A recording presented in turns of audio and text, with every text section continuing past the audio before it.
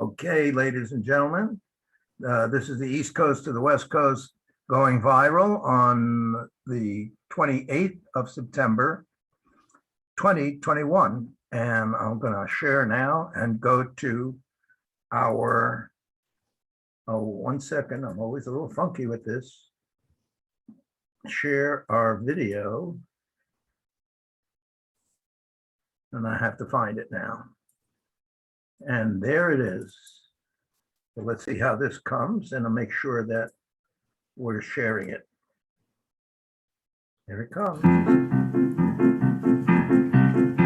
The world has caught a virus, so I've written you a poem. We need your help to cure it, so stay the fuck at home. And if you have got 12 kids or you're living on your own, lock it down and isolate and stay the fuck at home. If you think you're not at risk here, you're living in a dome. It spreads faster than a hooker's leg, so stay the fuck at home. I need the gym, I need the beach, I hear you bitch and moan. You need to grow a brain cell and stay the fuck at home. But I feel fine, I don't feel sick.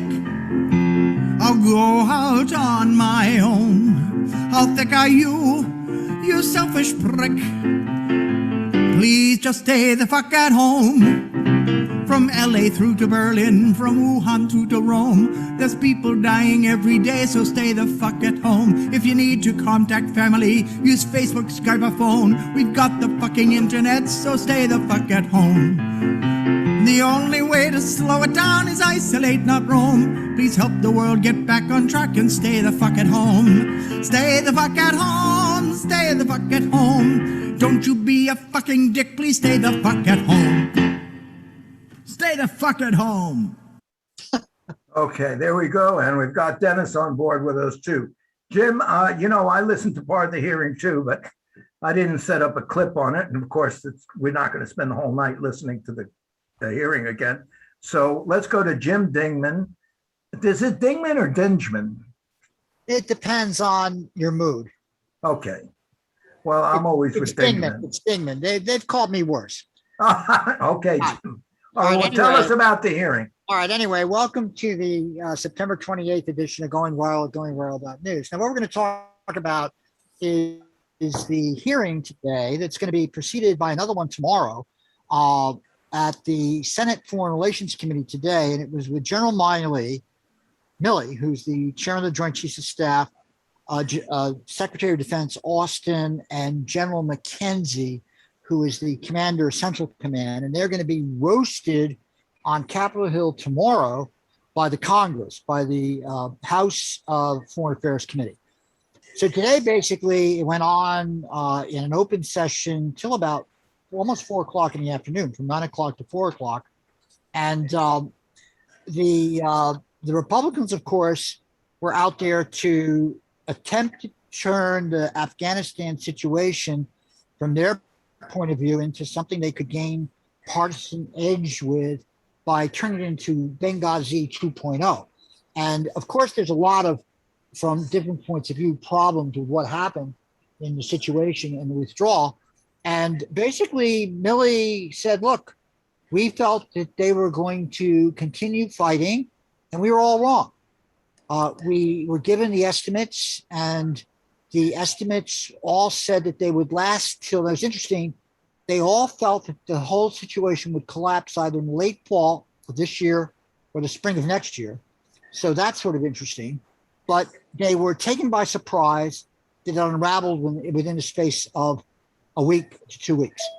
The other issue that's interesting about this is that they were talking about Milley was asked directly by the Republicans several times, well, you were pretty busy, weren't you, supplying all those interviews to Woodward and all these different books that came out where he was talking about his discussion with Nancy Pelosi, where he supposedly said, Nancy's saying, well, you know, Trump's crazy. And Milley's quoted as saying, oh, yeah, he's sure he's crazy. That's why we're trying to restrain him. And it was sort of interesting to watch that go on.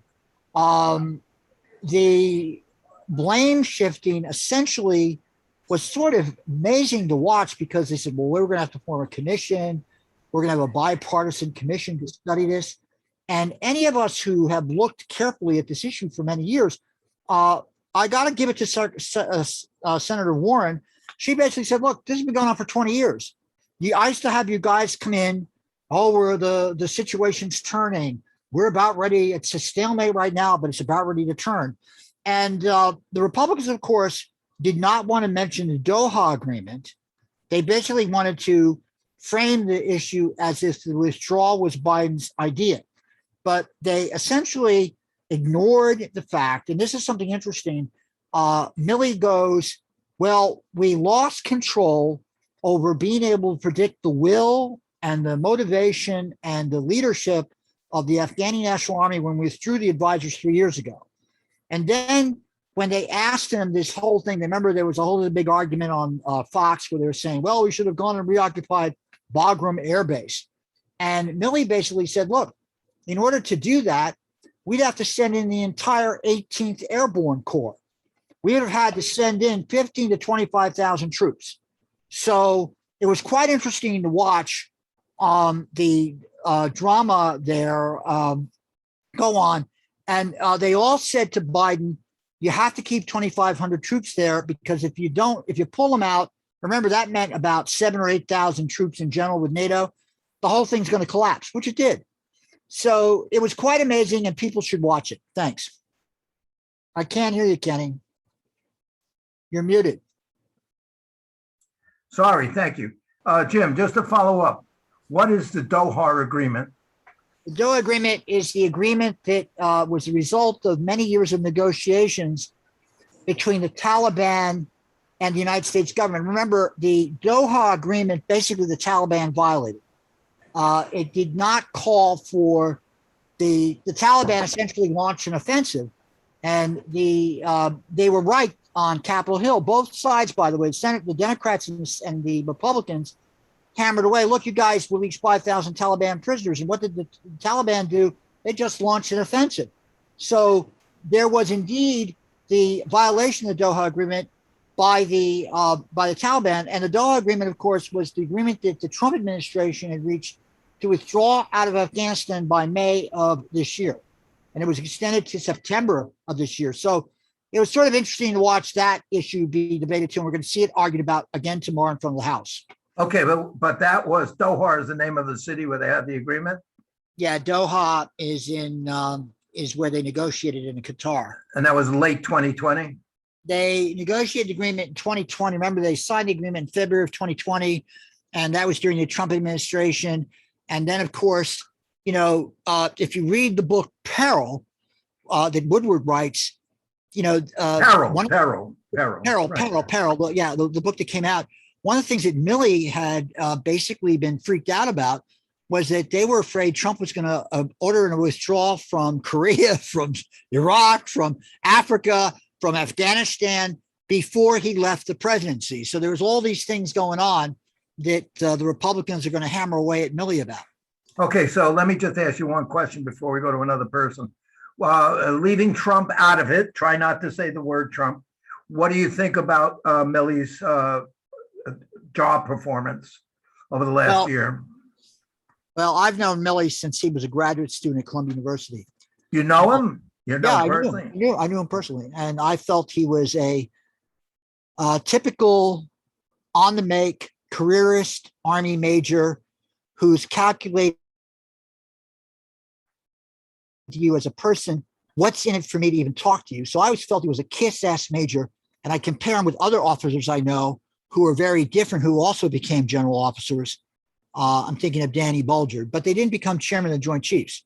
So I have to say that Milley has sort of I felt he did pretty good in terms of his performance from the Republicans, because at one point he sort of kowtowed them.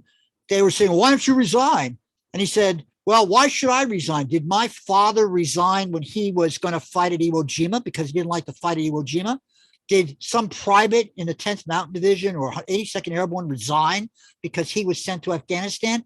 I'm not going to resign. And he basically shut them the hell up, because remember, it's very difficult for elected officials. They learned the hard lesson from Oliver North.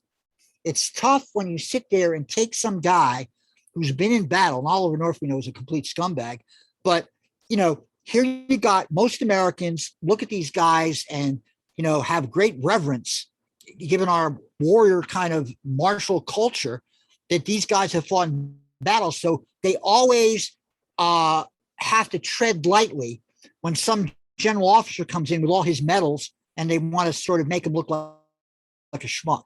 So I think the Republicans tried their best, but I don't think they succeeded well. Okay, well, that's how he did at the hearing.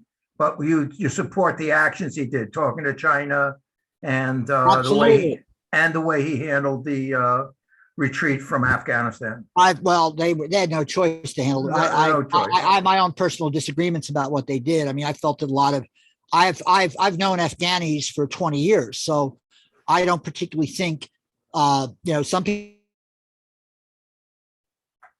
imperialism has suffered some defeat. Well, that may be one way to look at the world, but I also don't particularly like the Taliban. I don't consider them a great progressive movement to support.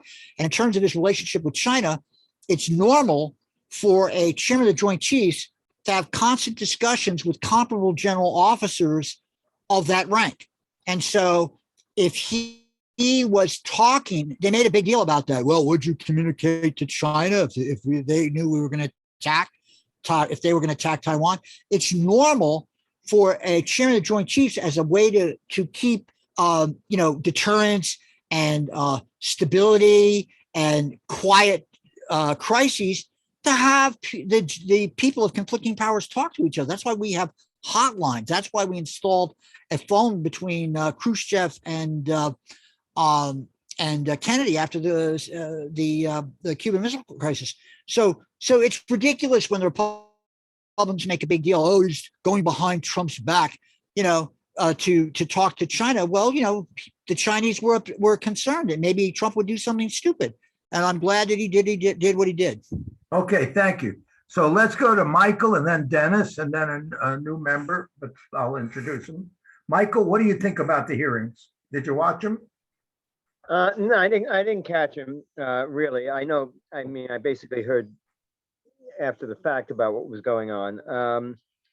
Well, first of all, I think that the Republicans, the idea of really not calling China, we're not at war with China, but the Republicans are at war with everybody.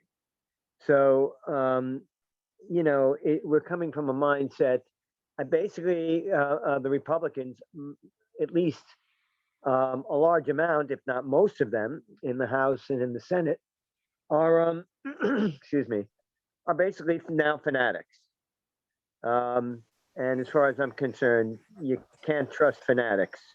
And that also brings us to the Taliban. The main thing about the Taliban is we made deals with the Taliban, but the Taliban can't be trusted because the Taliban sees, apparently, from their actions as well as their words, they see themselves as being so righteous in their cause that anything goes.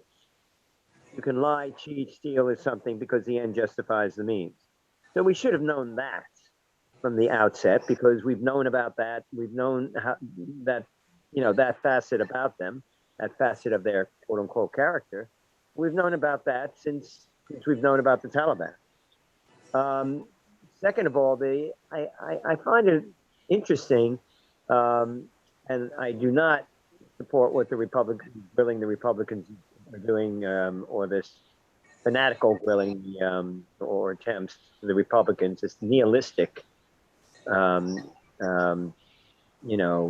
attitude on the Republicans.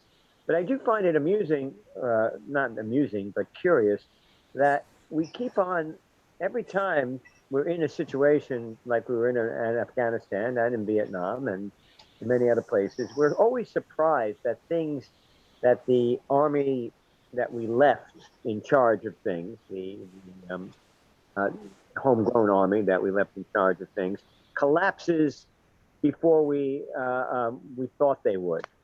I mean, haven't we learned by now, or haven't we at least developed contingency plans for the fact that, more often than not, they do collapse sooner than we estimate they will?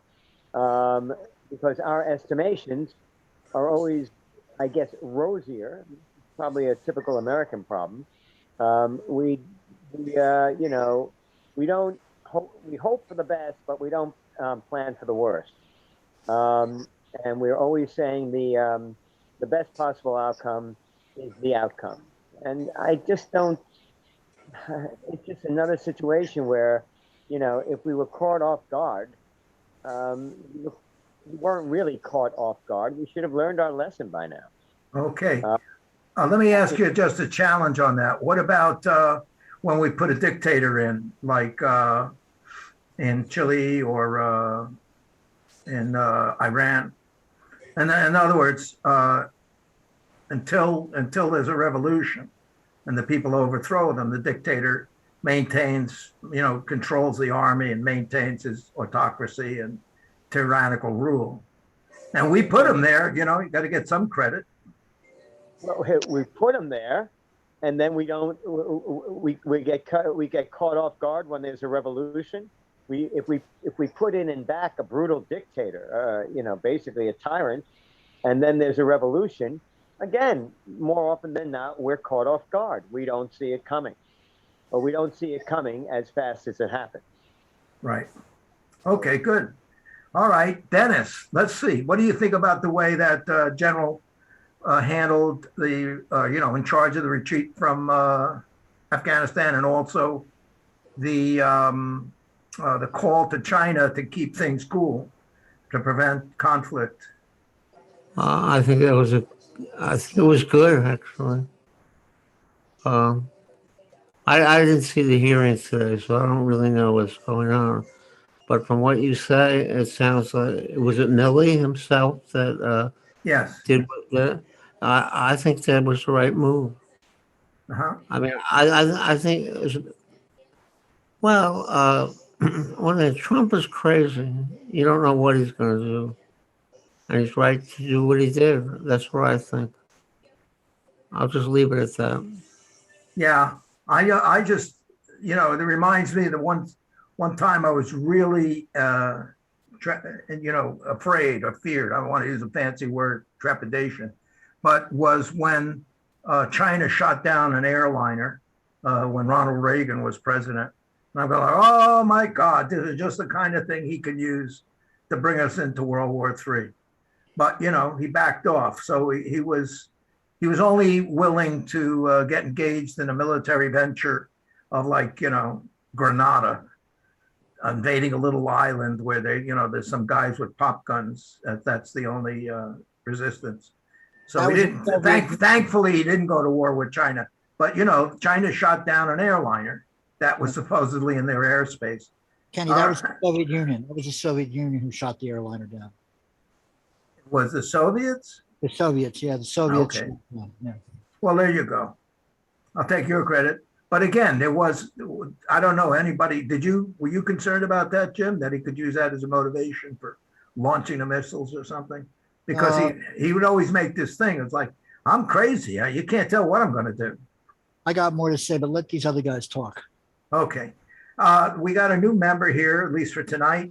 Johnny, you got any comments about the situation with the U.S. and Afghanistan, and talking to potential opponents to, prevent conflict? Yeah, sure. Thanks for having me. I'm an armchair intellectual sometimes, and I listen to a lot of podcasts, so I guess that qualifies me. But I'm not up to date on this issue. It sounds like there was a hearing recently. Are we just talking about the way that we left Afghanistan, or the timing of it, or both, or just anything? Well, basically the hearing was the Republicans pounding on a guy to blame him for any bad things that happened on the evacuation of Afghanistan, and also because he was found. Bob Woodward wrote a book, and in the book he said that this general had phone called with his equivalency in China to tell them, don't worry, the elections, Trump lost. We're not going to go to war. If we're going to attack you, I'll give you a call and let you know, more or less. Or maybe he didn't say exactly that. But this was concerned because Trump was a lame duck. He lost the election, and people worried he's going to try to do a coup or, start a war or do something so he could stay in office.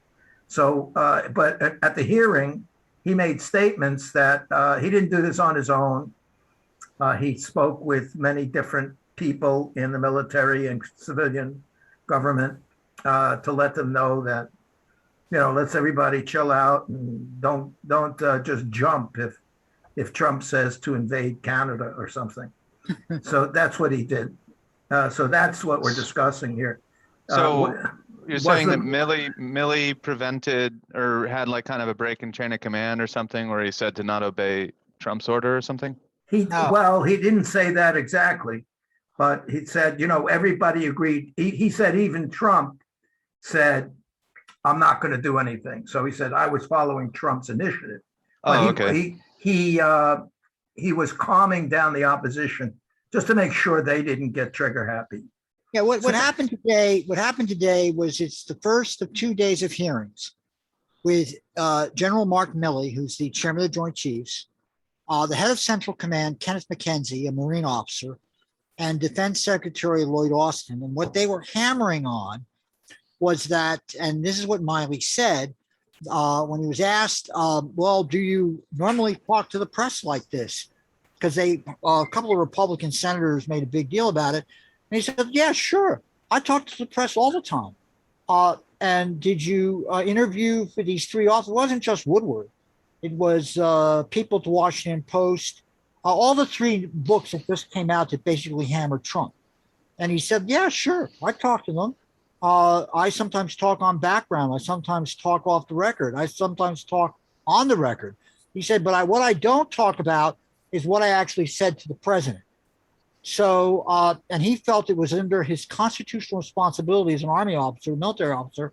He was obeying the Constitution of the United States to have a public obligation to the public to let them know what was going on. And it was quite extraordinary to watch Republicans try to make it into, oh, you're so busy talking to the press that you ignored the collapse of Afghanistan. That was one of the lines of bullshit that they came out with. But it was a pretty amazing performance that he gave today. Yeah, all that's a little hard to track from my perspective. It sounds like sort of a lot of legal maneuvering on both sides. I'm not sure, without looking more into it, what the best result would be. I think one of the issues it sounds like is whether he should be transparent or shouldn't. My off-the-cuff thought on this would be that it's probably a good idea to communicate with China throughout, to have open lines, just because the stakes are high. But I think it really depends on the situation. I mean, just on Afghanistan in general, I mean, I find it's, a lot of it just seems to be symbolic about getting out before 9/11. So a lot of this fallout, and I don't think that, I'm not saying that is a bad thing. I mean, it has to be done one way or another, and the symbolism is important too. But I haven't been keeping track of it, but from what I could tell, it's also nice that it didn't go into a completely drawn out civil war. There might be civil war to come, and I'm not sure what the state of affairs is now on the ground there, which I think is what really matters. But luckily there weren't millions of people dying through the process of transition, even if it does transition to somebody bad. So I think that's a win, regardless of whether it was handled right or not. On the specifics of the hearing, I guess one question I would have for the group or for anybody is, what's the objective of the hearing? Oh, Jim, you listened to the whole thing more or less. Besides the Republicans' malicious intent, what's the proposed? You got to remember that there are issues that are sort of bipartisan. I mean, as much as I would hammer the Republicans automatically, like libidinally. there's certain things I tend to agree with. I mean, they were emphasizing the fact it's a strategic defeat. It is a strategic defeat. Objectively speaking, it is a strategic defeat. Milley said that. And I think that the thing that was also interesting about it was, you got this tremendous 20-year investment in what essentially unfolded in a space of 2 months collapsed. So part of what you were hearing from the military guys, particularly Milley and Austin, because Austin was also a 4-star general, was a lot of, to me, what really is a bunch of bullshit. Because, well, what we have to do is we learn a lesson. We can't mirror image and create a military like ours. Well, that issue was inherent when they decided in 2002 to rebuild an Afghan national military force. That was something that was debated in 2002 after they had overthrown the Taliban.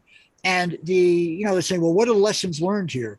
And then, of course, the question was the dependence of this army on the ability of the United States to supply air power. And then, there's wider questions, which we do then have to talk about imperialism and empire. And that is, the ability of the United States to go into these complicated situations in the third world, essentially construct an armed forces that is aligned with the regime that we've put into power by force of arms, which is what happened in the case of Afghanistan, and then create loyalty to these guys. And then, of course, you got the situation where, they didn't pay the troops. These guys were stealing the money and not paying the troops. So why the hell should they go fight and die for them? And there's many, many issues that are going to be explored. But their idea was to take the public resentment. Let's have a bipartisan commission that'll have a study about it 2 years from now. And nobody will give a damn.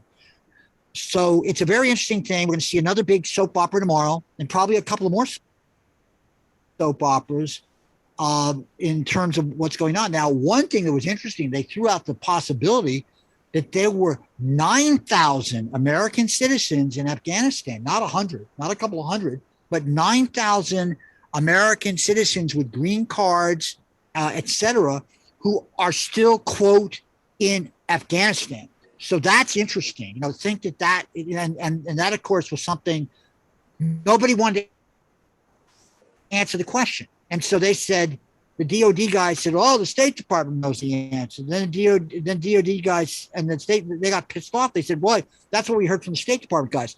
So there's a lot of problems about who's taking ultimate responsibility and accountability for this situation. And remember, there's like 900,000 guys who fought, men and women who fought in Afghanistan. I know a whole bunch of people who fought in Afghanistan. And it's something that it's there. It's that Generation Z and millennials Vietnam War. That's clear to me. And, what does it mean in terms of the impact on the America in general? Well, who knows in terms of its long-term thing. But I'm no fan of the Taliban. Okay, I admit that. They're a retrograde medieval kind of force. They just today decided to knock women out from going into the university in Kabul. Who can defend that? It's just indefensible stuff. Anyway, we'll see what happens. You mentioned accountability. Are they bringing in George and Cheney into the hearings, or is it just focused on the exit? Well, that's a good point, because I got to say that Elizabeth Warren was pretty good about this. I mean, the Democratic, Tammy Duckworth, Elizabeth Warren, Kirsten Gillibrand, the Democrats basically said, look, this has been going on for 20 years. So you got George Bush, you've got Obama, you've got Clinton, Clinton in a way, going back to when they were trying to kill Osama bin Laden, but you've got 4 presidents involved. So it's not just a situation where you can easily put the blame on just Biden. Of course, the Republicans, I guess we're going to talk about this a little later, this whole issue of the 2 bills in front of the House and the Senate, and also the issue of the debt being expired. They're trying to score brownie points to drive Biden's approval ratings down. And, and I personally think, my personal feeling is that he sort of fucked up on this situation, my personal feeling. But again, the counter to that is like, well, then what? Are we supposed to then resend and fight? And the one thing they did say that was interesting was that they felt that their decision to pull out by the 31st was a good one, because otherwise, if we'd stayed, the Taliban would start attacking us again. And then what are we going to do? We're going to have to send more troops. So, and that's a reasonable argument. Yeah, we're going to have to fight. They're going to have to, they argued we would have to send 100,000 troops. That's what Milley said. And that was sort of glossed over by the Republicans, because we would have to reignite the war. So that's sort of the hard choice that they were making. Anyway, enough of me. Okay, Jim, thanks a lot. Johnny, thanks. I wanted to think, how about if we go to a new topic? By the way, Jim, you can share the screen, and in that email, because I can, if I start to share the screen, everything locks up. I've got my computer has a cough, or maybe it's got COVID. I don't know. I have to get a test for the computer. Anyhow, so do you think we could go on to the German vote analysis? Because Angela Merkel, she's been the president, or I guess that's what you call it, or the council. No, they call it the chancellor, for 15 years. That's a long time since she retired.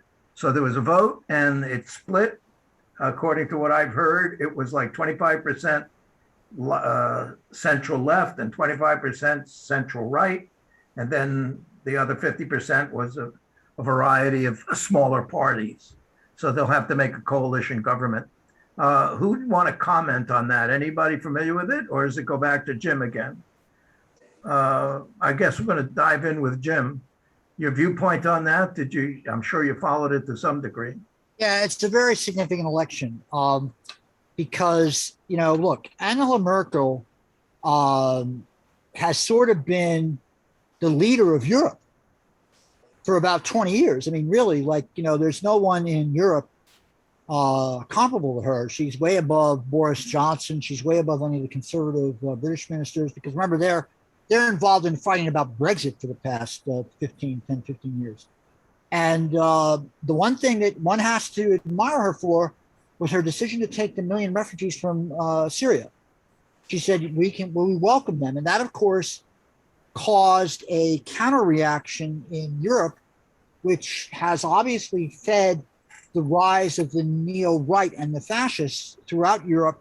But she did the right thing, as far as I'm concerned, taking those 1 million people in. The outcome of the election is that I think her party did not get a majority.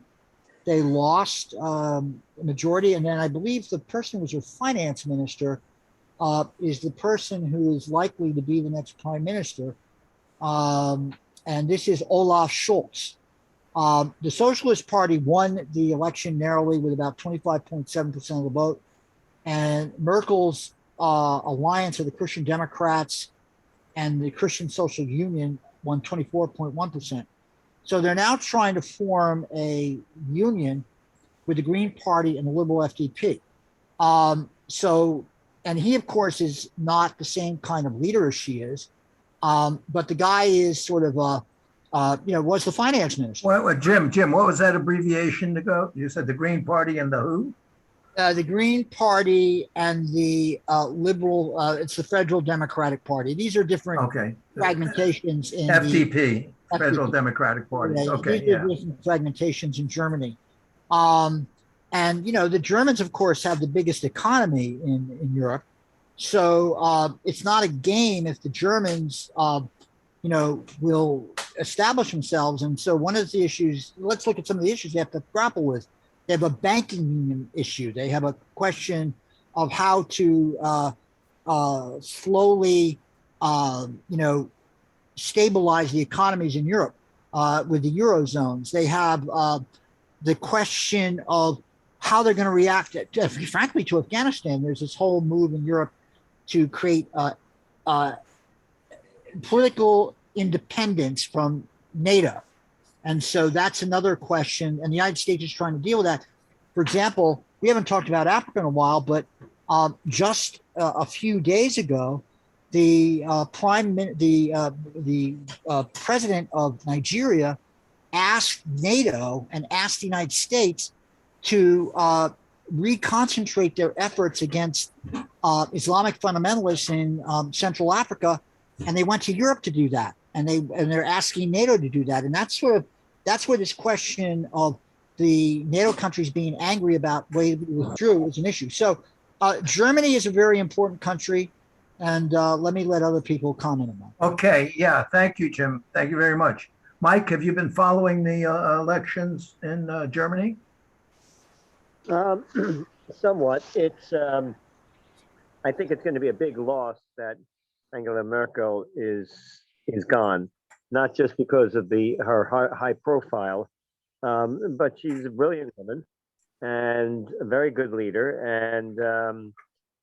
and she was not just a German leader, but a European leader. There's always that famous photograph of her leaning into a childish-looking Donald Trump, and basically leading the heads of state of Europe. I shouldn't say the heads of states, heads of government of Europe, in this confrontation. Basically, it looked a partial humiliation of Trump. She basically was a world leader when the United States, once Trump took over, the United States was no longer a world leader. And certainly Donald Trump was about the furthest thing from it. So she was filling the gap even there, and she had already established a reputation as a good leader. So I agree with Jim that her successor does not have the, shall we say, the presence that she had, nor the list of accomplishments. And they have a minority government, similar to what happened in both, to a large degree, in Israel and Canada in the recent elections. And in other words, they will form their coalitions. It'll be a little bit more to the left. Thankfully, it's not more to the right. And we'll basically see what happens. But we have the world is fragmenting right now. It's happening on a macro level and a micro level.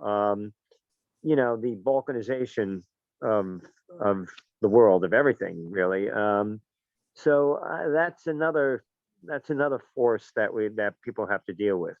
Basically, everybody withdrawing into their own shell, and then trying to divvy up the shell amongst even smaller groups. So that's a trend that people that a good leader or a country that could become a leader could possibly buck that trend. But we're more, it makes it more harder to predict. I also wanted to throw into the mix something else, a possible subject to discuss, if I may, while I've got the mic here. I do believe we should have talked to China, and we should be dealing with China, et cetera, et cetera. But when the extradition case that the United States dropped its extradition case, which means Canada did not have to extradite, and China then released the two Canadians that they were holding, that they claimed that they weren't holding as hostages, but as soon as the extradition case was dropped over in Canada, then they released the Canadians. So they basically admitted that they were holding these guys hostage, and it had nothing to do with justice or crimes that they committed. And whereas Canada and the United States are saying, yes, well, now we can re-engage with China to a large degree, I think that there's going to be a lot more caution about sending any Canadian, American, British citizens. I include British also because of the RN's task force through the South China Sea, along with the U.S. Forces that went through there. I wouldn't send any. I would discourage any citizens of any of those countries from going to the People's Republic of China. So that's another topic. Okay. Okay, let's finish up on this. Maybe we'll go to that. Okay. Dennis, what do you think about the German elections? Uh, Not much. I haven't been thinking about it, but Angela Merkel is um, she's okay in a way because she's not. I mean, she comes from a conservative party, but she's not really a reactionary completely. But the thing is that what I think about is I think about global warming. I think about war and peace. I think about the structural crisis of capitalism. We're in a very troubled time, and I think all these leaders should be faulted for not solving problems, for not being great diplomats and reaching out to countries like China and Russia to join in and solve these problems because it's the human race that's going down the drain, and anything less than thinking about the catastrophe that's coming upon us is I think a mistake. So I don't know. Does anybody know how Merkel dealt with global warming, for example? Well, yeah, we know that Germany was, dedicated to, fighting global warming, but they were also going to eliminate their nuclear reactors. So they have a lot of wind farms and solar farms. I'm not sure. I'm not up exactly where they are.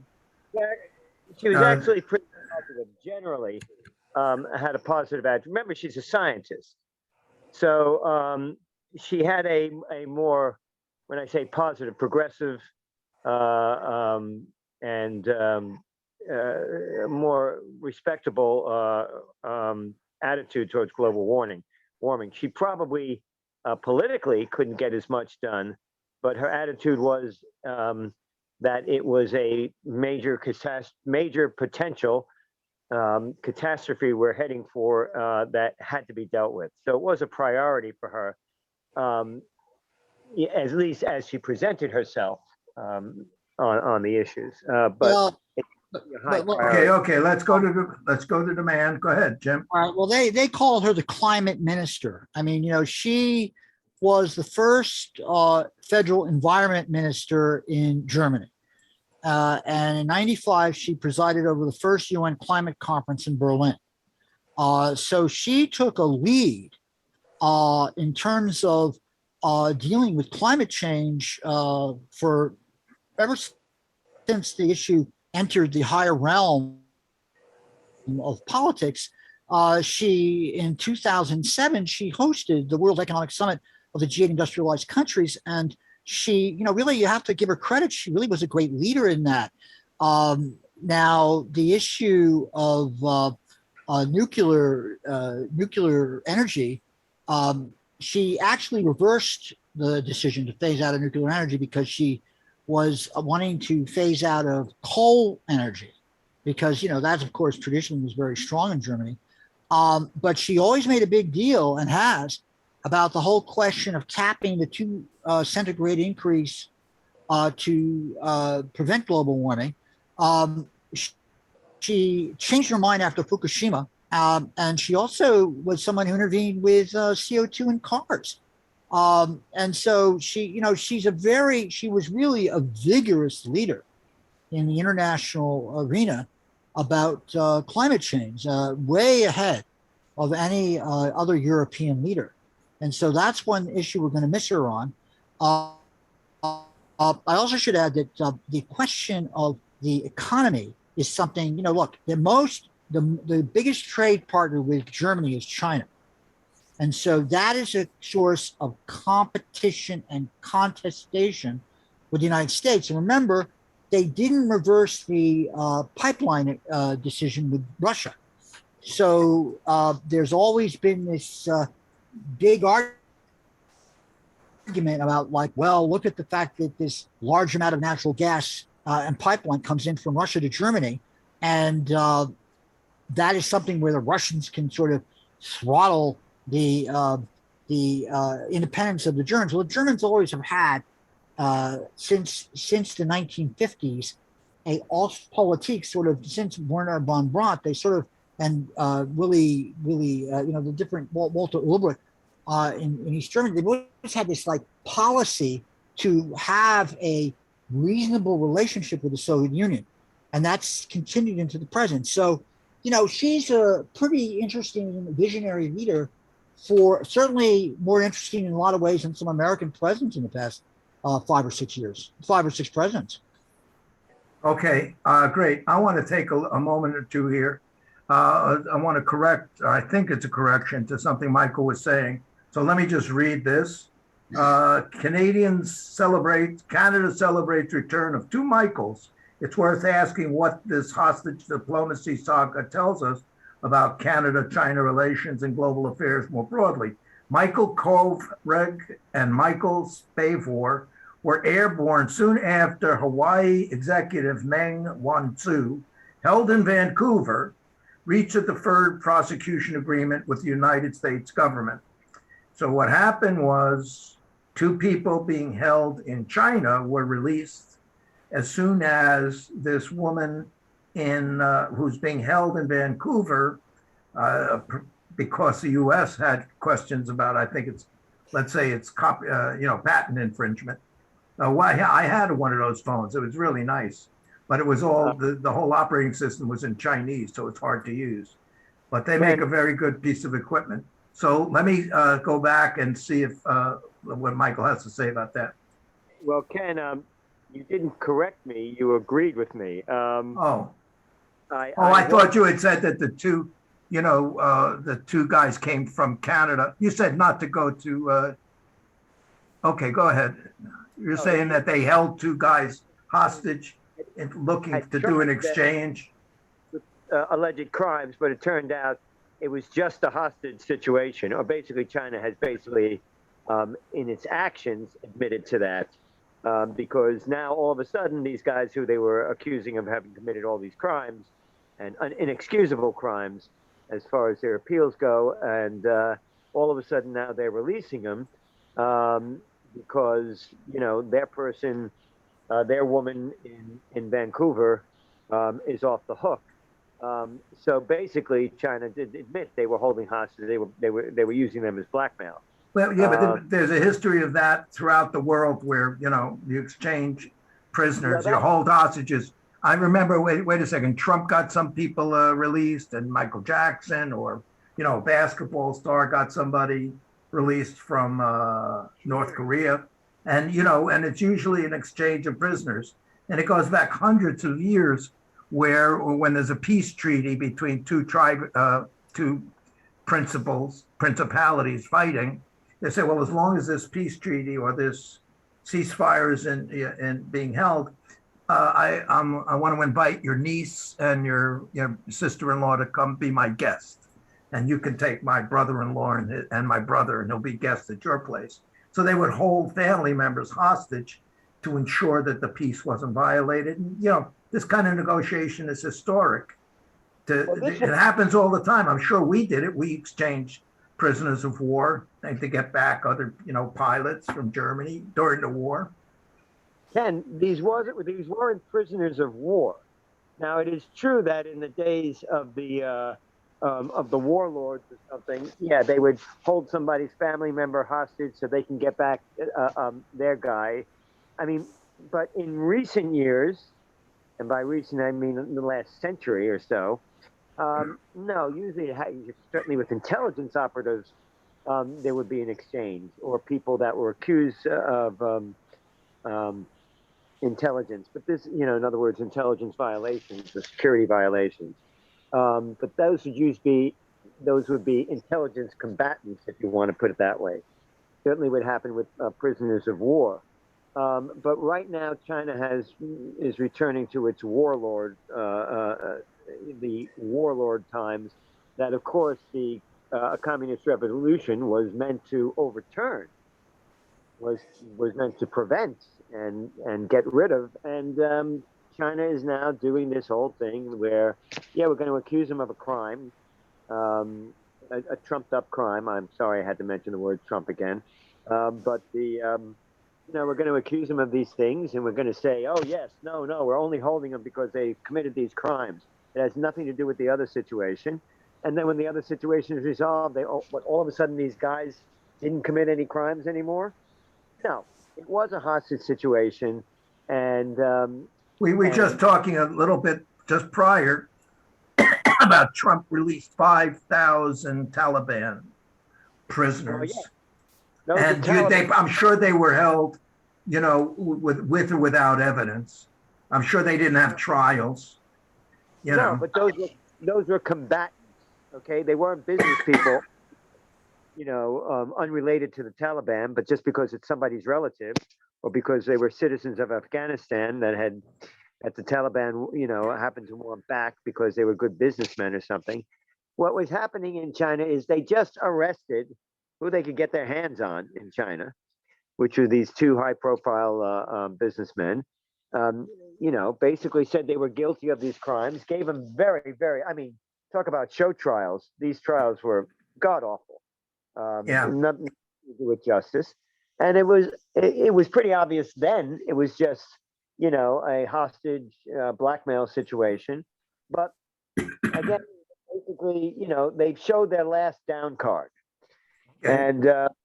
And I think that dealing with China is going to have to be a very difficult thing, especially when you're talking about putting people on the ground in China. Okay. Well, we've got a lot of Chinese people here, and a lot of them have been arrested for espionage. And I don't know whether or not they've received adequate counsel or representation. But the point is, what I'm just trying to say is, I consider it a boo-boo. I don't consider it an extremely aggressive act. I'd be much more concerned about what level of responsibility they want to take for the deployment of or distribution of the COVID-19. Well, what it could mean, Ken, is that when you're talking about sending people to China or having people or businesses dealing with China, and this has an economic effect, it's not a small thing then, because if somebody you have a corporation in North America or Britain or perhaps much of Europe or whatever, or any country that is somewhat at odds with something that China doesn't like, they're going to think twice about sending people over there, about actually having in-person business dealings on the soil of the People's Republic. So well, I know from people there, I know that right now it's very hard to get into China. In fact, I have a friend who's living there, considering coming to the States, but he says they're not renewing passports because they don't want Chinese nationals going abroad then coming back potentially with infected with COVID-19. But anybody who comes back, anybody, a national or a foreigner, they have to do a 14-day lockdown in quarantine, and in a state hotel, and they get 1 hour a day outside in the courtyard. So it's essentially a private prison. So it's very hard to get into China. I'm sure people, dignitaries can get around that. You can bribe people, but that's the general thing. So they're basically having very tight borders anyhow. I'm just saying it's like 1 or 2 people, whether, I don't know, no matter how famous they are or whatever, 1 or 2 people, especially if they're not the heads of state, somebody got locked up unfairly, unjustly. Look at us with Abu Ghraib. Look at us with Guantanamo. And I'm not a person to beat on the U.S. I'm sure you get this kind of stuff all over the world. But the idea of seizing 2 nationals from another foreign country so that you can negotiate the release of one of your nationals from that country, because there was a lot of disputes. Why are they retaining that woman? Maybe she violated some patents. Well, why are they putting her in jail? Right. She's the daughter of the CEO of Huawei. Okay. Right. That's why they busted her. Oh, And she wasn't guilty. They just took her as a hostage no, because she's the daughter. she's the daughter of the CEO. Right. And, Huawei is one of the largest telecommunications companies in the world. Right. And they have all these ongoing battles going on for quite a long time over intellectual property theft that they have mounted against T-Mobile, Cisco, Nortel, et cetera. And this has been going on for a long time. And so what they got her on was the question of her having a relationship with an Iranian subsidiary called Skycom. And they felt that like she was trying to do backdoor deals, introduce backdoor technology that was US technology to Iran that was in violation of the sanctions against Iran. So yes, it's true. They just decided, okay, let's scoop up these two diplomats and hold them as hostage to get her released. But keep in mind, this is the daughter of the person who is the CEO of that corporation, the largest corporation in the world. So that's where this is partly evolved about. And this is a company that has extensive links, but also Huawei is usually also integrated with the various cyber intelligence People's Liberation Army units that we have a big hard time with. They're Right. sort of integrated with them. So there's a lot of that. And it was during the Trump administration they did this, but also during the Obama administration, they were raising the issues about Huawei. So that's, I think, part of the context that all this has to be looked on in. Right. So it isn't just, I agree. I'm just saying it's not just a trivial thing.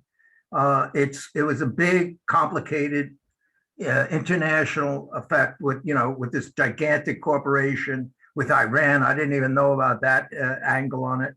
And it's sort of like, let us, fight our intelligence battles, but let's act like civilized people and not just lock up the daughter and, on some charges. Yeah, she's guilty. Fine. Sue her. Go to the international court that's supposed to handle the business disputes. Whatever it is, both sides are going to claim that the other side is at fault. I'm just saying it's like, I don't consider it a degradation down to barbarism. That's more like the Taliban or, the Islamic, I can't remember the name of it, in Nigeria, where they just kidnap all the girls and stuff. That's barbaric. But this is supposed to be, major societies.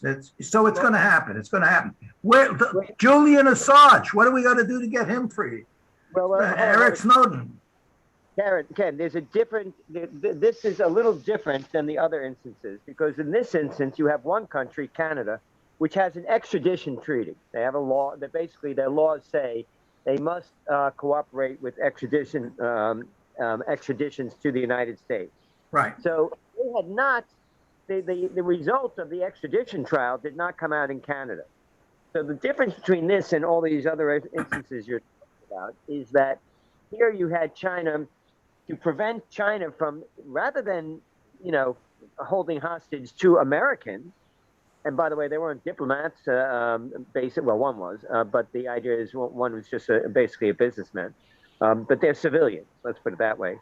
But instead of kidnapping two Americans, Canada, they were basically interfering in Canada's legal system for something that really didn't have to do with the charges against her. It had to do with whether or not the charges had sufficient merit for Canada to extradite. So they were dealing not with the country that they actually should have been, shall we say, holding hostages from or having direct action against, but with a country that was just simply fulfilling its legal obligation and had not even yet ruled on. Oh my. Shame. That's nothing compared to Abu Ghraib and Julian Assange and Snowden living in Russia and the Taliban and But Ken, there's kidnappings going on all over the world. They did it to get her back. This was an opportune time.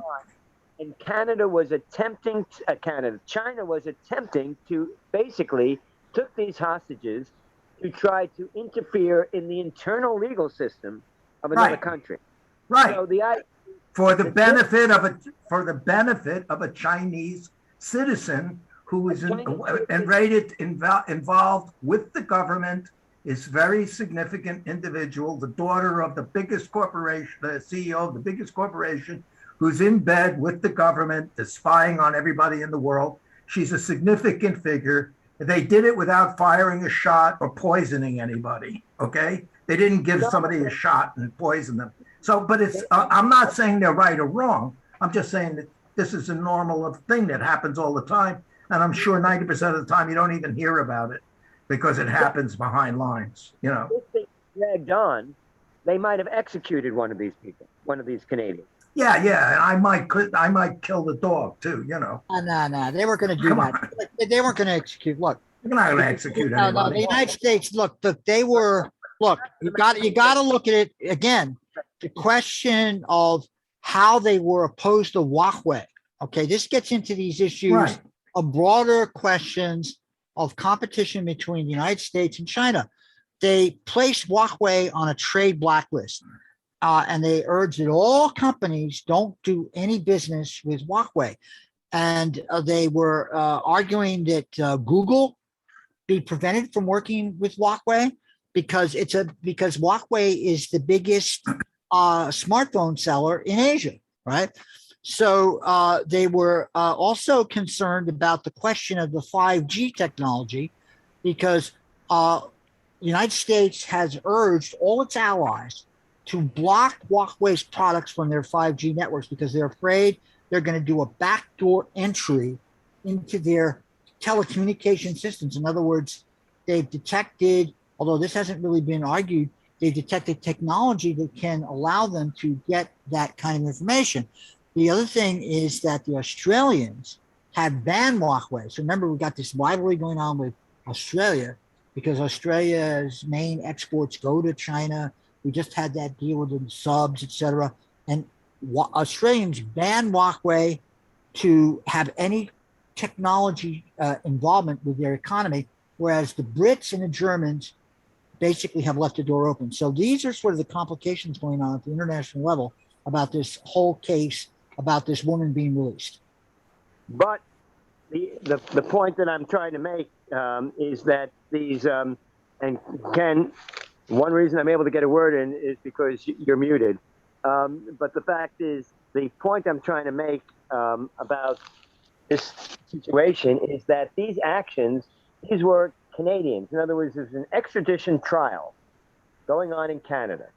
And the result of the trial, I mean, for all they know, for all they knew, Canada could have ruled that they weren't going to extradite her.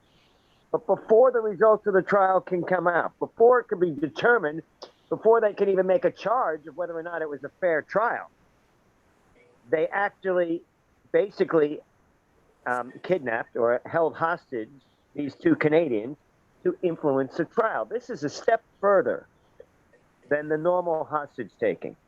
And it sets a trend, and it basically sets a warning basically to the rest of the world.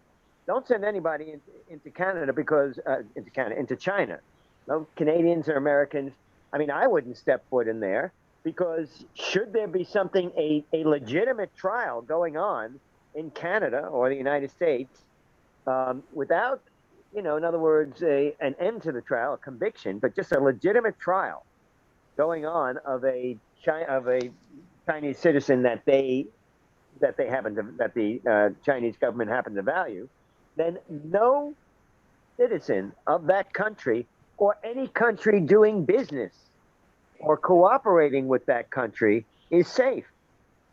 And that is going to have a longer lasting effect.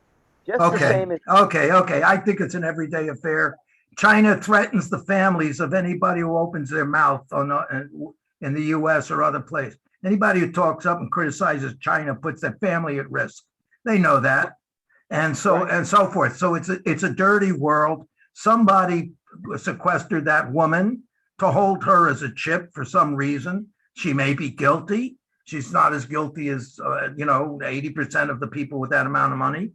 And so they held her. I'm not speaking for her innocence. I'm just saying this is normal.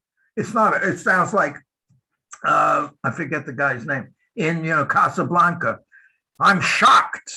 I'm shocked that there was, somebody was playing a card game in the back without having a license. It's just silly. This goes on all the time. It's traditional, it's historical, and it's happening right now. We're holding prisoners, which we use the Israeli holds Palestinians, and every 2 or 3 years they let 1,000 or 2,000 go, and they get back an Israeli soldier. That kind of barter happens all the time, and this was not an horrendous event. How long were these guys put in a cell for 5 years? How long were they held hostage? And why did Canada release them? Release the woman? As long as she was on trial. And by the way, sometimes this leads to war. Back when they killed Archduke Ferdinand, Okay, so let's move. Ken, I don't know what you're suggesting here. Sorry, I'm muted. I think so. We have a point of disagreement about the significance of the issue, but we do agree on the mechanics.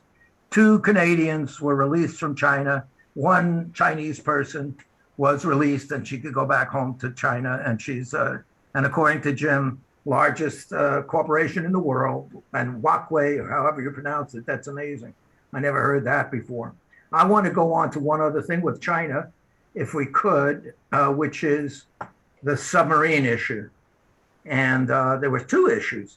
Today in the news, which I didn't get a clip, they said China's cutting energy to factories because they're running out of coal.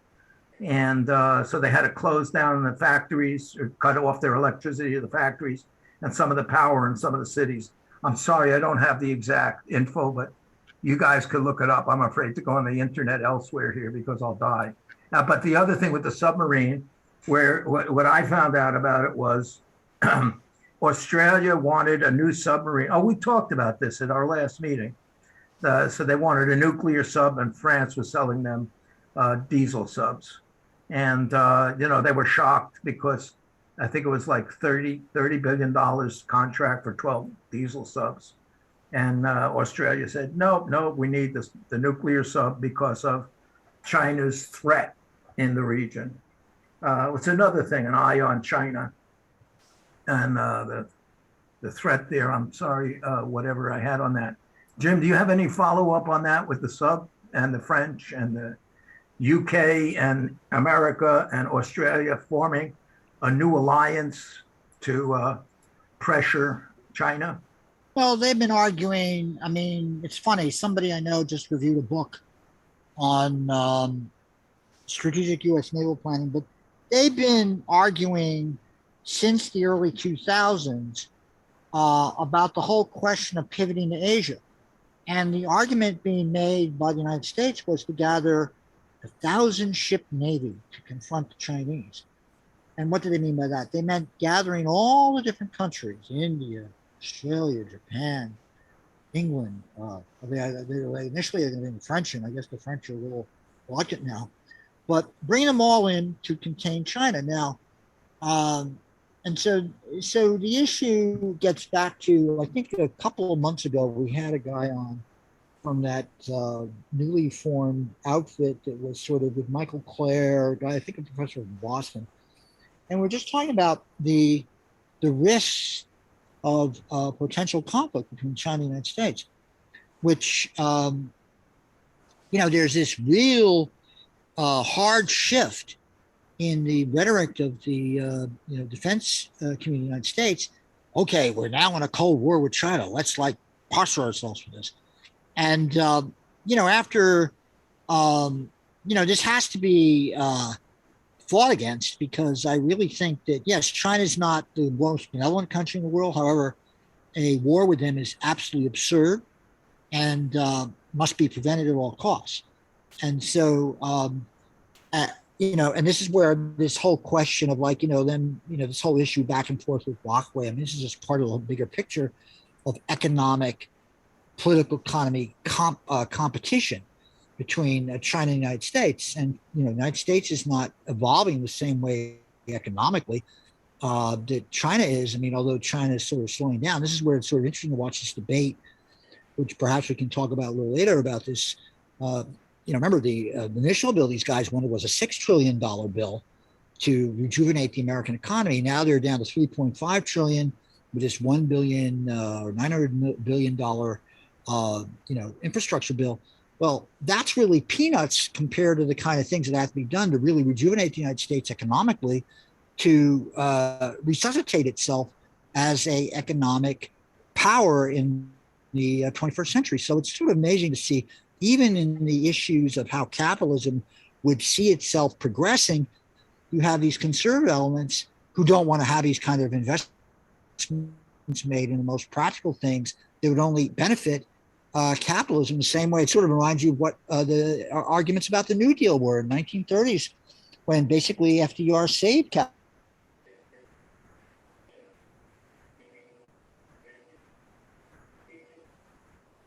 Jim, you kind of cut out. Oh, go ahead. Pushback. Well, there just has to be a lot of pushback against this issue with China. And as I said, the main reason. Jim, you're going in and out. 10 Virginia class.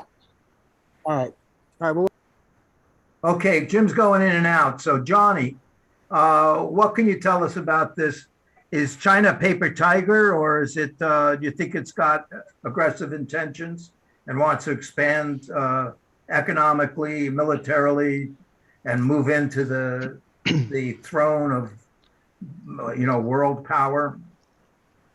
Well, I mean, I think with a lot of these issues, there's a huge fog of war from our point of view.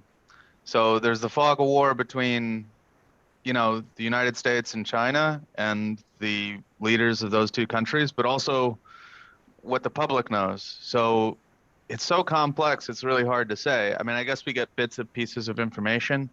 But I mean, my hope is that we've entered an era, basically sort of a science fiction reality where war is no longer profitable, and that hopefully capitalism has created this kind of interconnecting between the different countries that makes it just not advantageous, even though human beings have like a history of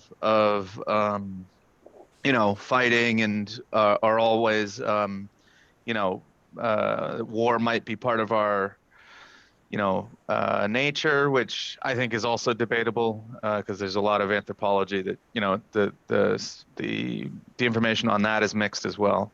Although they like to say that it's a part of our nature. I think that that's an open question, although there are some strong signs. But the point I'm saying is that maybe the dependencies that we have in trade will prevent things. But I do worry that there's a tipping point that might occur if they're able to devalue the dollar in some way, and then the investments that they have over here are not worth the investments they have, that they're not worth the rebalance of trade they could get from having a better exchange rate. And I don't know, it's like probably a really complex calculation, and we're in a current game condition where no move from either side creates a benefit. So as long as we stay in that game where no player in either side of the game has an advantage from engaging in conflict, then we're safe. Because it does seem like both sides so far have been acting rationally. I'm talking a little bit of game theory here, I guess, but assuming they're both acting rationally and there's no benefit on either side, we're okay. And it does seem like war would disadvantage both now. So I think it would become really dangerous if war becomes an advantage for one side or the other, or China thinks they can get away with invading Taiwan or some big maneuver that would escalate. But I think we're going to continue to play with these like small issues and play and then see how far and test the waters. And I think that there could be like light engagements and then the two sides back off just because of the interdependency on the two economies. Was muted. I just wanted to ask you a follow-up question regarding something Michael implied or referenced, which is the world is balkanizing, breaking in instead of the Eurovision is being challenged. The countries like Sudan and North broke into North and South. There's regional conflicts. The Catalonia, I think that's what it's called. This section of Spain that wants to break off, and but also isolation because of the COVID epidemic, and it's certainly in a micro sense around where you live that you can't go into the restaurants. That may be coming to an end, but it was there, and it may return. And then nationally, there was less travel from state to state, and then internationally, borders were closed. So that also added to the factor of the world becoming more isolated. And the one other factor on that, and that's why I'm asking your comment on it, is that technologically, with the advance of the internet, computers, devices, cell phones, and virtual reality, and the ability to work from home, there's been other factors technologically which is leading us towards like more isolationism. So how do you feel about that in terms of life here in the U.S. and world politics? Sure, there's a lot there. I guess Ken's kind of saying that just for everybody's benefit. I guess because I work in IT and I also work from home, so I'm kind of a nerd about keeping up to date with some of that stuff. But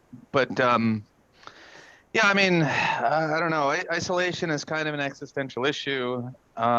When somebody, I forget who's bringing it up, but the leadership of Angela Merkel came up when you guys were talking about that, and I mean, that's tricky because it kind of leaves a vacuum, and there's an advantage that Russia and China have in consistent leadership, which we don't want to have an advantage. But it works out okay when the United States has like these elections and we have these kind of rotating leaders. But in a world where the United States doesn't have as much soft power and there's a lean towards kind of looking to other figureheads, then yeah, I guess there's a vacuum in leadership, and then that could then cascade into isolation politically. I don't know how much the political isolation carries back and forth between the public's isolation and whether or not they reinforce each other. I think it's possible that there could be like completely separate systems, but I think it's clever to integrate the two. So I'll address it separately. Like, I think that there's political isolation between the different countries, and my hope is actually that the technology will improve that, because these dignitaries or whatever can communicate more often on Zoom and spend a lot of their time just improving the amount of communication and the amount of ways that they can negotiate through text, through phone, through just the immediate access. I would hope would result in less isolationism through more communication just in general. But then on the individual level, I guess that has a slow feedback into the politics through elections over time. I think that creates isolation inside of countries. So inside of, like for instance, inside the United States, it creates echo chambers, which everybody's aware of, that there's people are kind of, the political polarization is separating people, which I think then creates makes it easier for the power to go upward.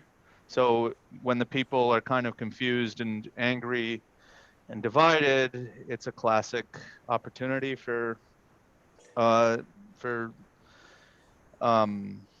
leadership to take more power. But I mean, I don't know. It also creates dangerous situations, which then makes the leaders more careful about seizing power because the consequences are so high, because this population is so sensitive, because they've been radicalized.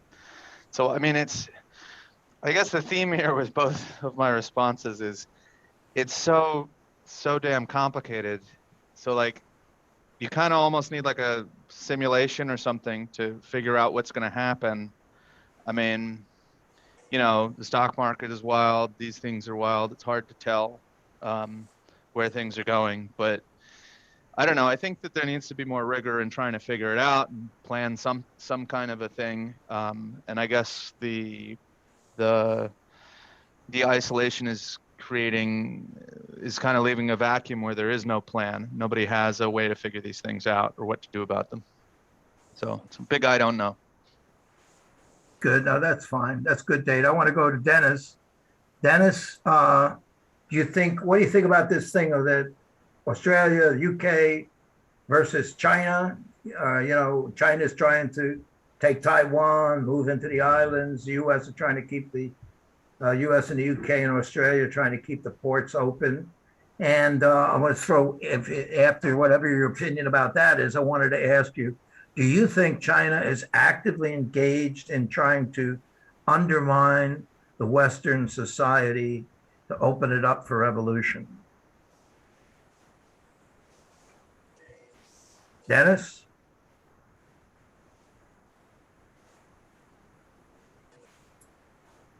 Dennis, can you? Hey, by the way, while we're waiting for Dennis to respond, I've got to go eat dinner, but Okay, good. I learned a lot today, so thanks for having me, guys. Well, nice to have you, Johnny. All right, later. Thank you. So Dennis, you back? Dennis is not there. Okay, so I'll skip that question. Nobody else has to answer that. I wanted to ask, does anybody could speak to two other things in the news? One is there's some kind of a protest or something going on, and is that Dennis? No, this is Mike. Okay, Michael. Yeah, I mean, we did go through the whole thing with the submarine issue. I just wanted to hit 2 points here. One, you should expand more about what happened with the coal issue in China, because that we hadn't discussed. And also, what John was talking about with when you asked about my comment about the balkanization, it also goes back to Dennis's idea. If we start getting too isolationist, as we have because of COVID, the problem there, if we look at COVID, in other words, by not making sure the entire world gets vaccinated, we may be risking never getting rid of this COVID or being in this interminably because of the new variants that will come up. So, and as far as climate change, this will take shall we say, a one world type of reaction to this. If we start breaking up into our own little niches and just saying we're not going to deal, or we're not going to be part of what you're doing, and nobody's going to be part of what anybody else is doing, then I think that climate change and the environmental and ecological disasters that are confronting us right now, and will only get worse, are going to. We're never going to get ahead of the game on that. That's going to be a losing battle for us. In other words, this is a situation in which we need, as many people as possible need to be allied with each other, not at odds with each other, in order to combat a climate catastrophe or an ecological, environmental catastrophe or disaster. And we've seen that. We've seen evidence of that. You might say the test case, and it's a pretty severe test case, has been COVID. Good point. So that was the fire drill. COVID is the fire drill. It's not that bad an event, but it's certainly a fire drill. A very damaging one also, yeah. Yeah, okay, so let me read you the thing about China. Let me read the thing about China, and then we'll jump into that, because apparently it just came out recently. It's like 3:00 today, or maybe yesterday. I can't share the screen. So a coal-fired power station in one of China's provinces where factories are curbing operations amid government-mandated cuts to energy use. This is from the Wall Street Journal. Government efforts to curb energy consumption and reduce carbon emissions, along with surging coal prices, are leading to power outages across many of China's manufacturing hubs, threatening to further disrupt strained global supply chains for semiconductors and other vital goods. Over the past week, local officials have forced factories in China's Guangdong and Jiangsu province to curtail operation hours or shut down temporarily as officials try to rein in energy use, according to company filings and interviews with the companies. And that's the brief story. So, it's, just got to Google it. And what comment on that? Dennis, you got a comment on it? I'm trying to get Dennis back into this. Dennis? No? Okay, Jim. Coal. We mentioned the other day that China had come out a few days ago saying they were going to cut any assistance to foreign countries making new coal factories, because 13% of them were generated by, contractors from China. But that was not really recognizing the fact that China, I think they have 25% of the majority of the use of coal in the U.S. in the world. Oh. And here's a consequence of it. They have to have more coal to get more power. They can't wait or depend upon solar power, wind power, or even nuclear. I know they're also building lots of nuclear factories. Any comments on that, Jim or Michael? Well, it's very simple. Very simple. China has basically said they're going to be independent of coal by 2060, 4 decades from now. And, they have their targets for GDP growth, which are, I think this year was about 6 to 7%. So they have to depend on coal power for their electricity. The whole energy structure is dominated by coal power. Wind and solar are not particularly regarded by them as stable. So they're just, basically concentrating on coal. And now the question that's interesting is that, yes, the South Koreans, by the way, did the same thing. The Chinese followed them in pledging to stop public financing of coal-powered plants overseas.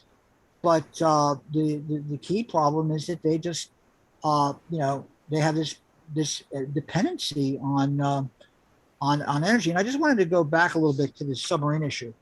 One thing we didn't raise was when they signed the contract between France and Australia in April of 2016, there was a massive leak just a couple of months later in the French company. The French company was hacked, and all the secrets of their latest nuclear submarines that were being built in India were stolen, about 22,000 documents. And that sort of got the Australians very upset. Then they had another problem when they were building these Barracudas, these Barracuda submarines. The Australians told the French they wanted to shift to nuclear power because they felt that they had to do this, and the Barracudas increased in cost, but they were faced with this dilemma. I remember I mentioned they had 6 aging Collins-class submarines, so they weren't going to get submarines delivered. The first Barracuda wouldn't arrive until 2035.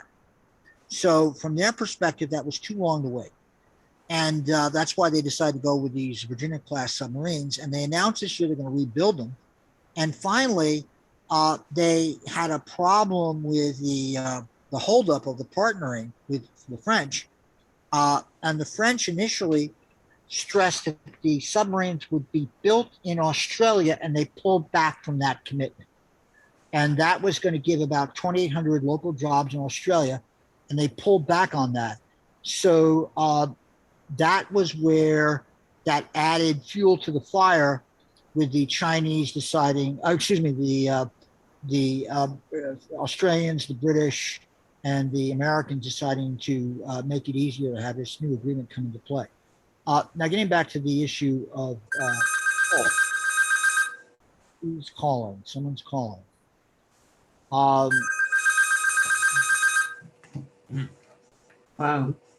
Okay. Anyway, I'll and so 56% of China's domestic I'll talk to you in the morning. is done by coal, and they are the largest emitter of carbon dioxide. So that's getting away from that is a real problem for China. And as I mentioned, they were going to create about 60 to 70 new plants this year. So this whole question of the shift, one has to look practically at the Chinese economy and the fact that it's, centrally planned with, capitalism inserted through it. But that central planning is where they're going to sit there and look at this and say, well, we still get a large percentage of our electricity needs from coal, and we're not going to be independent from coal till 2060. So this is one of the reasons why the Chinese are a little reluctant at times to commit themselves to the 2 centigrade percent commitment in the global climate change debate.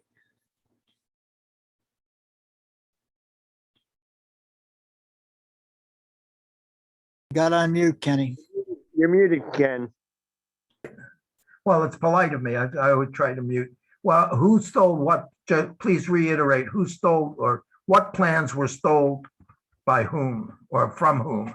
We're not sure. I think they blame the Chinese for hacking the documents that were stolen from France, and these were documents that related to the building of nuclear submarines for India, and that happened in August of 2016. And the deal signed with France, with Australia, was in April of 2016.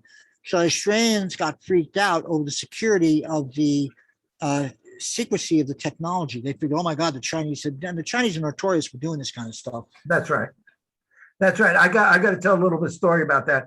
You go to China, you ride on these bullet trains. They're all over the country, and they go. It's about 200 miles an hour, whatever it is, or 230 kilometers. Whatever it is. It's very fast. And the story behind them was the first ones they got were German, and they had them for like 2 years, 10 years, or 2 versions, and then they back engineered them and started making them themselves. And they do that with everything. And there was some American entrepreneur who goes over to China and has them make, a razor, an electric razor or something, and his revolutionary idea that he's got patented and everything. And they make it, and they want to keep making it for him, but they make a cheaper version. They copy it, they rip it off, but they don't compete with him, but they sell it over here to other countries. So they ask the guy, well, where are you selling this electric razor? Oh, he says in Europe and America and South America. They say, okay, that's good. And then they go ahead and sell it to Asia or, Greenland or somewhere where he's not doing it. And my conclusion was not to blow up and go crazy about it. I just think it's part of that culture that they can do that they can make a copy of something. And, like in America, where you make sequels to movies, or everybody's redoing Shakespeare plays as a theme of a movie or a play, the same thing redone, to change the dialogue. In fact, most creativity is a variation on something that's already been created. I'm using words that were created by other people. I'm not paying for the use of those words, and so forth. So it's just the nature of their society that they will do that. They will rip off and back engineer things that they like, that they want to have. So I can understand. You don't agree. Go ahead. I don't agree, Kenny. I think that that's inherent in lots of societies. Europe and the United States have been filled with issues of intellectual copyright violations for years. But I see Dennis is back, so let's hear from Dennis. Okay, Dennis, come on back. Unmute, Mr. Goldstein. And we're talking basically about China, and we're talking about the battles back and forth economically with China and the West. Where do you think it's going to wind up? between China and the United States? Well, not the United States, the West, because there's two sides being developed here. There's an alliance between the UK, Australia, and the US to build a submarine to patrol the waters to Oh, keep them open. The United States is a declining power, and China is a emerging power. The longer it goes on in this way, the United States will get beat, especially the way the United States uses.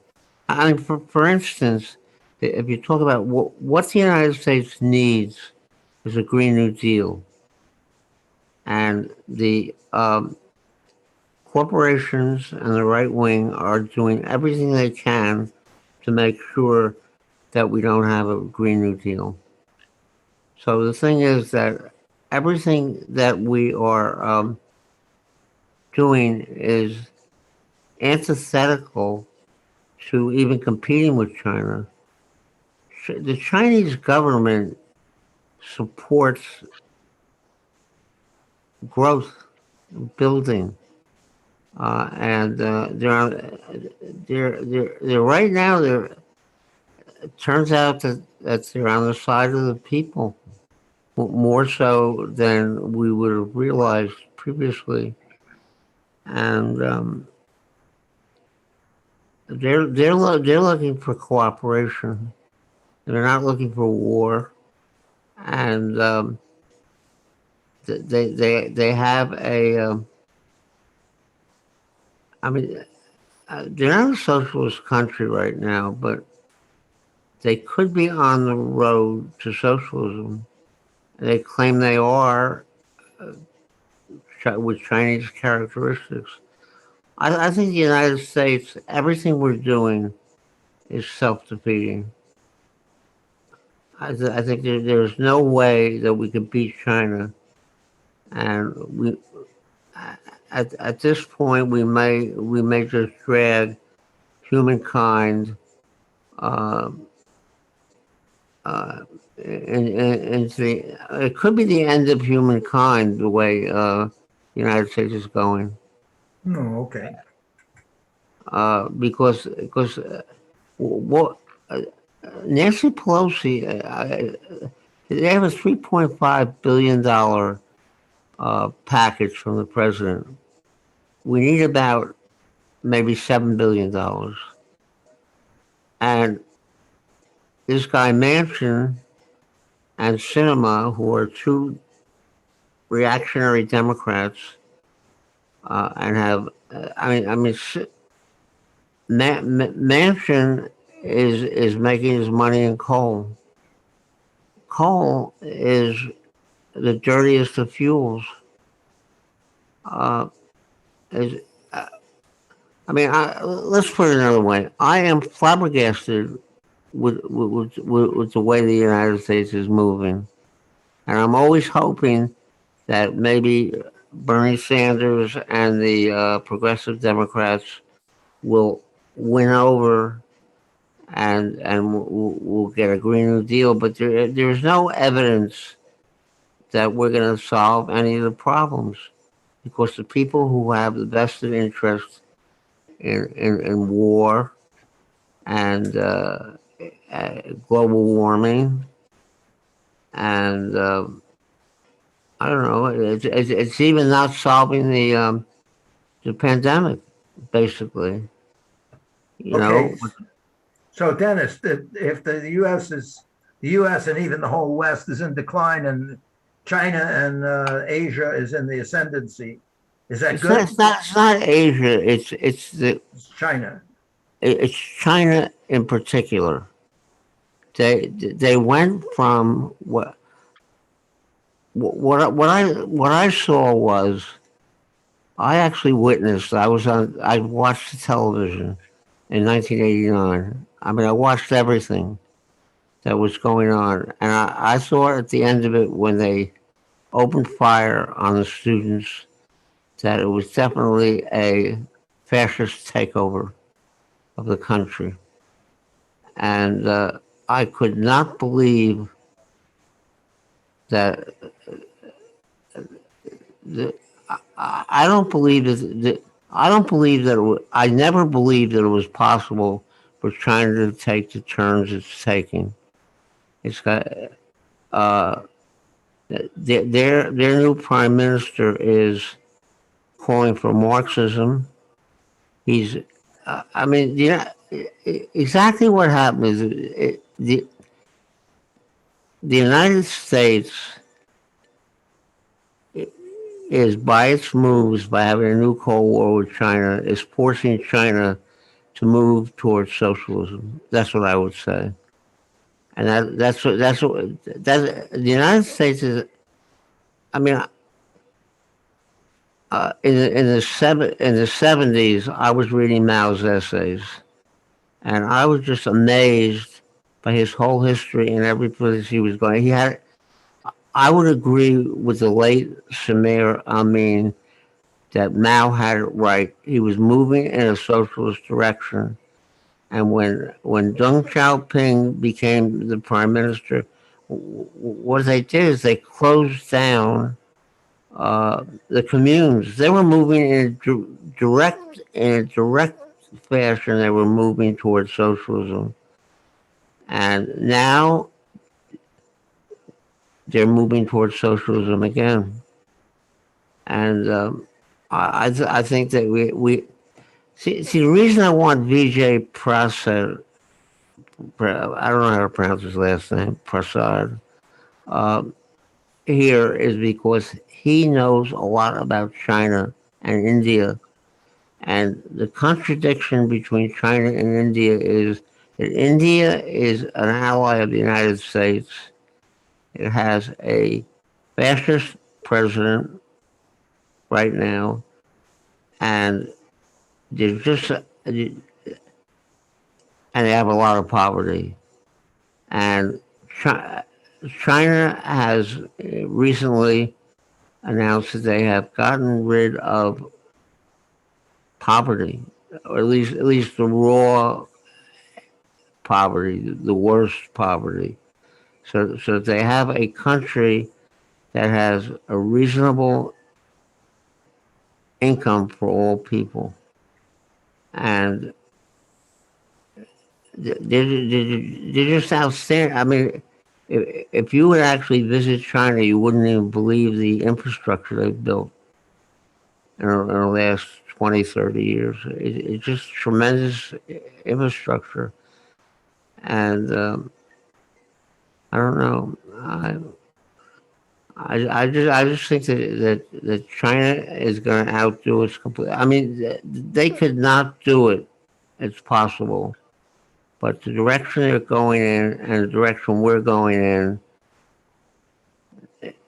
pits us against each other tremendously, and they've got a system that is going to work compared to what we have. We have something called neoliberalism, which is not going to work. It doesn't work, and it's going to destroy the survivability of the human race if it goes long enough and deep enough. I'll leave it at that.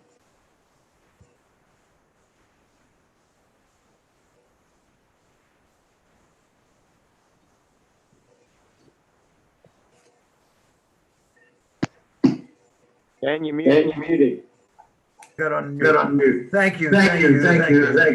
I'm going to mute some other people. So I stop the mute. And everybody else is muted. Okay. So hundreds of Tunisians protest President Said's power grab. Protesters are calling on President Kais Saied to resign after he announced he would rule by decree. Demonstrators in the capital, Tunis, protest against the president's seizure of governing powers. Hundreds of protesters, this will be fast, hundreds of protesters have rallied in Tunisia's capital to protest against President Kais Saied's move to seize government powers. Demonstrators gathered on Sunday in the center of Tunis along a certain avenue under a heavy police presence to demand his resignation, chanting, The people want the fall of the coup. Now, let me just, it's all covered in these little buttons here. Tunisia's Said issues decree strengthening presidential powers. 4 Tunisian parties say President Said has lost legitimacy. Tunisia headed towards instability, analysts warn. Over 100 members of the Ennahda members resign amid Tunisia's political crisis. Now, there have been riots and protests going on all year, but this all happened 2 days ago, 26 September, that the reigning president said he's going to rule by decree. And again, that's another influence of unilateral government instead of a parliamentary procedures. But Michael or Jim, who wants to go first on this? You have to unmute. There you go, Jim. You beat it. It's pretty important. It's a pretty important event because this has been going on since the summer. And the issue is that here's the one country that everybody was looking at as the great child of the Arab Spring. The fact that, remember, that guy burned himself in Tunis, and that sort of triggered the Arab Spring. There was a street peddler who burned himself, and that led to the overthrow of the dictator in Tunisia. And then Tunisia has been the big model for everything that people wanted to see happen in the Arab world occur. So this is where this is a pretty disconcerting issue for a lot of people. For example, they closed down Al Jazeera in the capital of Tunis, and he's essentially aiming to suspend democracy, and so this is sort of a pretty important issue to be countered. And of course, the United States is freaking out, the West is freaking out, and essentially they say that he's launched a coup against the democratic process. So this is how this issue should be looked on. This is like an issue that's going to be a pretty big issue for the United States and the Maghreb, and for the rest of the European countries that look on Tunisia favorably, because I know so many people who've gone to Tunisia to learn Arabic, and they've loved the place. And now you have a situation where the internal situation has created a situation where the government decides to retain power by a coup.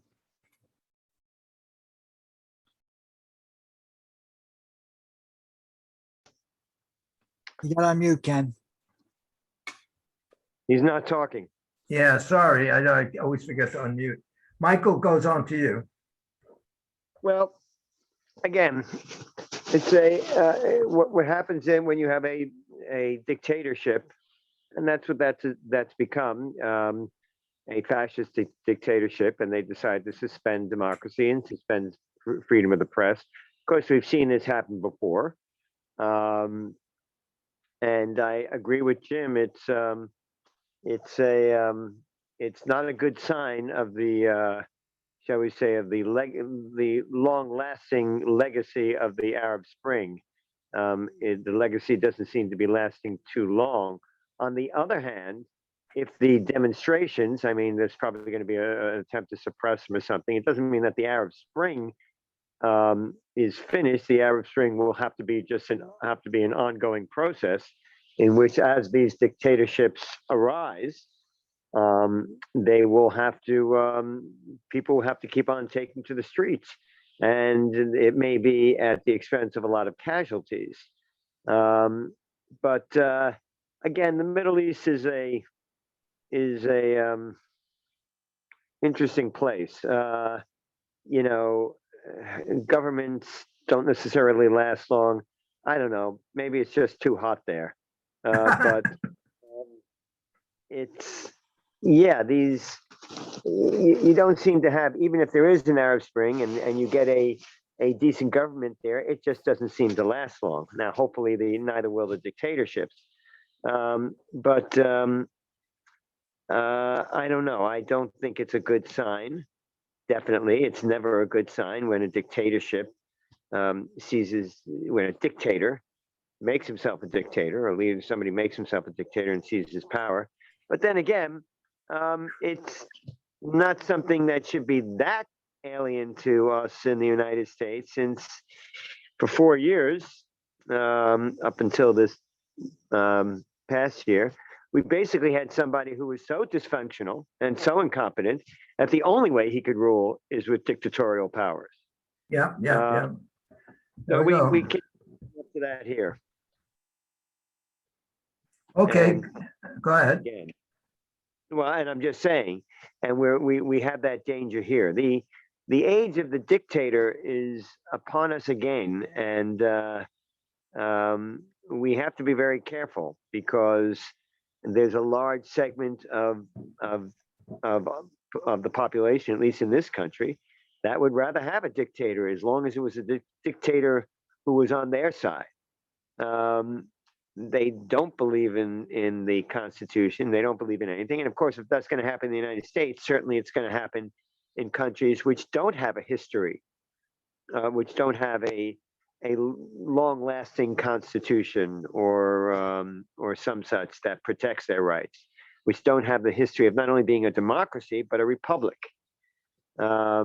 or a constitutional monarchy, in the case of Britain and the Commonwealth. So if you don't have that history, of course, yes, you're in even more danger of a dictatorship. So I don't know. It's a terrifying trend, and it's a dangerous trend. And again, as long as there are people protesting it or rising up against it, that's a good thing. We could just hope for the best, that the good guys win. Okay, good. Let me put you on mute. And I just want to make one comment on that. This guy, I don't care if he's the Hulk. He didn't do it by himself. He had to have support to put that decree out and not get shot, and see how far he gets. Maybe he will get assassinated.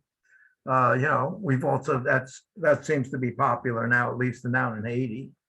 Okay, I want to try sharing the screen with something like they say in Monty Python, and now for something completely different.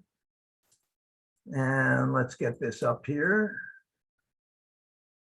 Let me know if you can see this. I assume you can see it. And here it goes.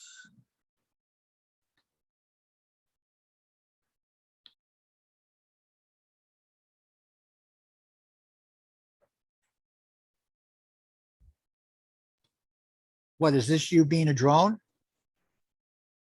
Can you see this? What the hell is this? Oh, I'm playing it. This is a break.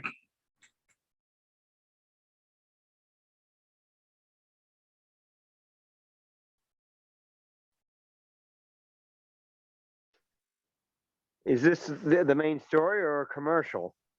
No, this is the story.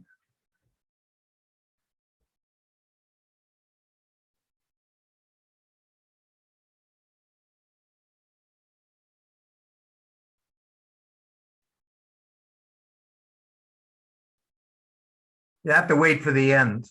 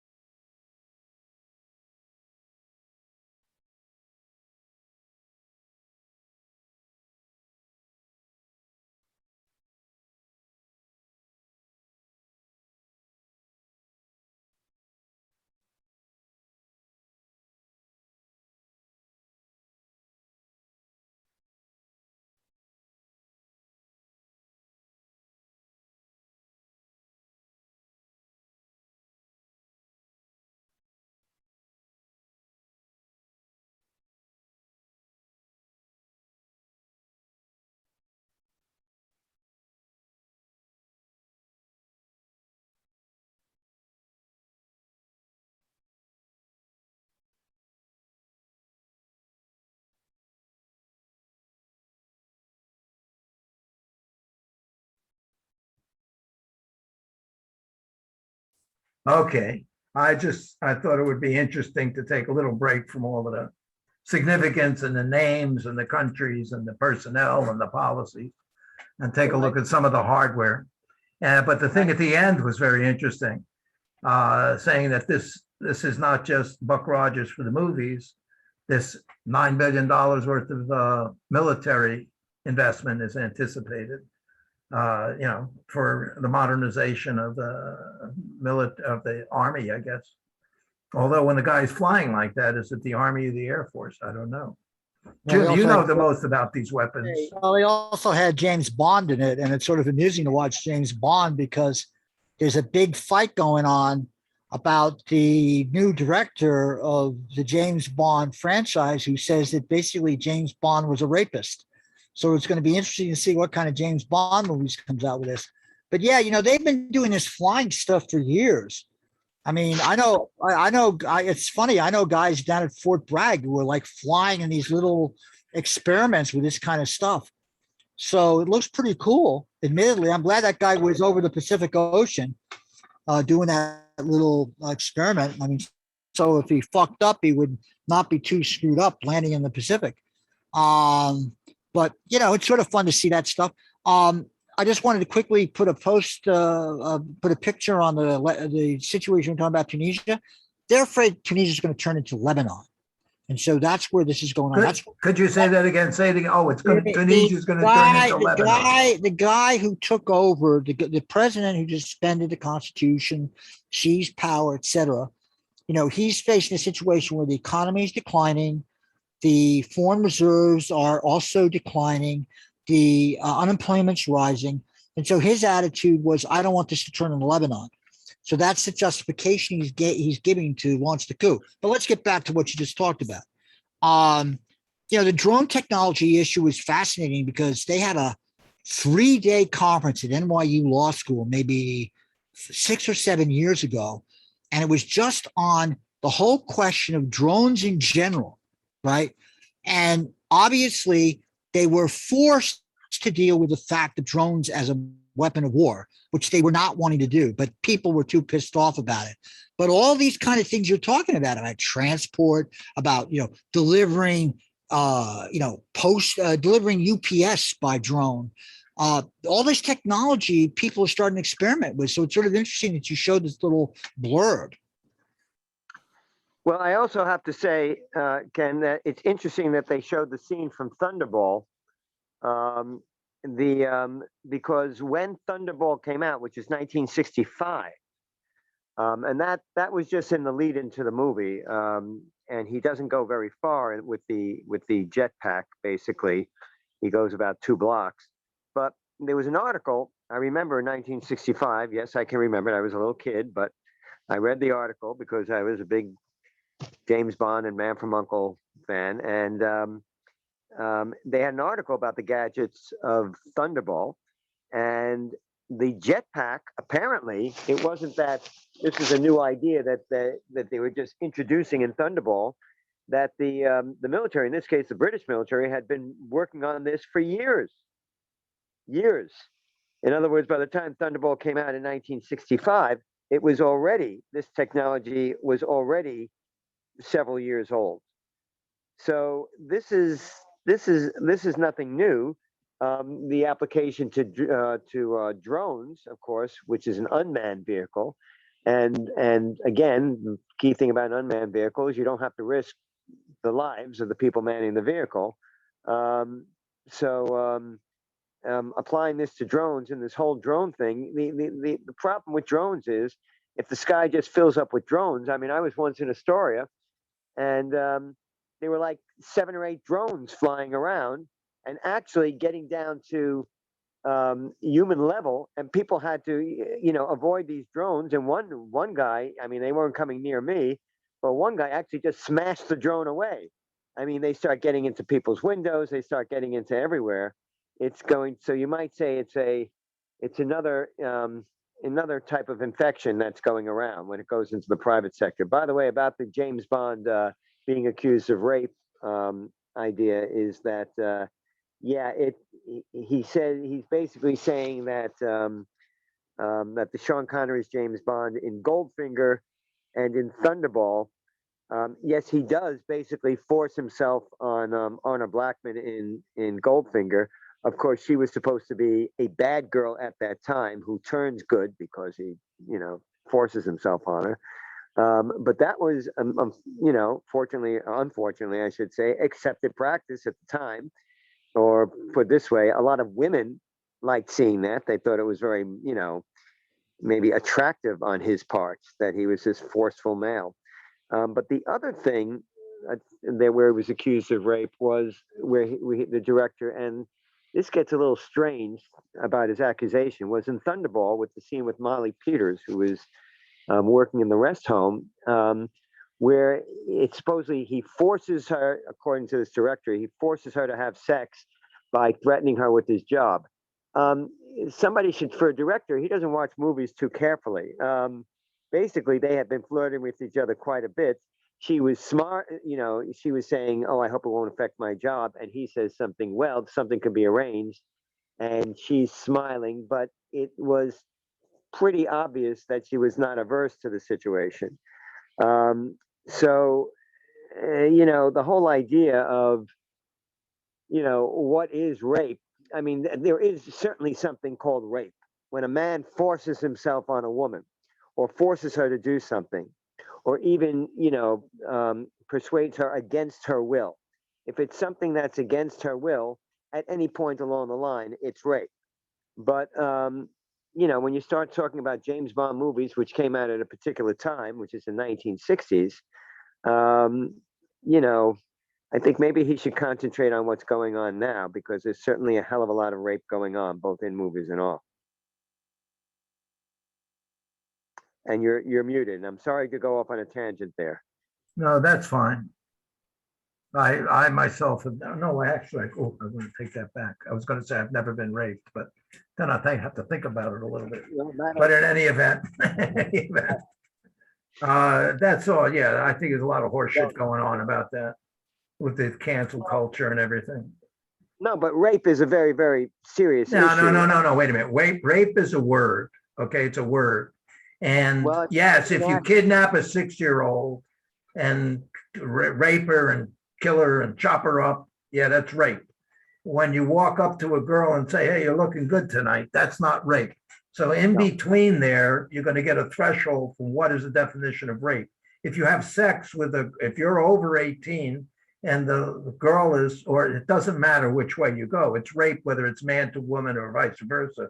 If you're over 19, you're 19 and the girl's 17, that's statutory rape in most states. So there's just a word, rape. But the question of compelling somebody by intimidation to do something, if it's not a threat of violence, if it's a threat of not a threat of employment, there's certain things that are itemized in the law that say this is illegal, sexual harassment, because you're intimidating about the person's position. Well, but if you say to a girl, "Listen, I'd like you to come on the yacht with me, and we're going to go to Bermuda. You're going to have like 3 different good meals. You're going to be swimming in a swimming pool, and then you might get a career as a model because there are some photographers on this thing. But you're becoming as my escort, and we're going to get very intimate. You don't have to come, but would you like to?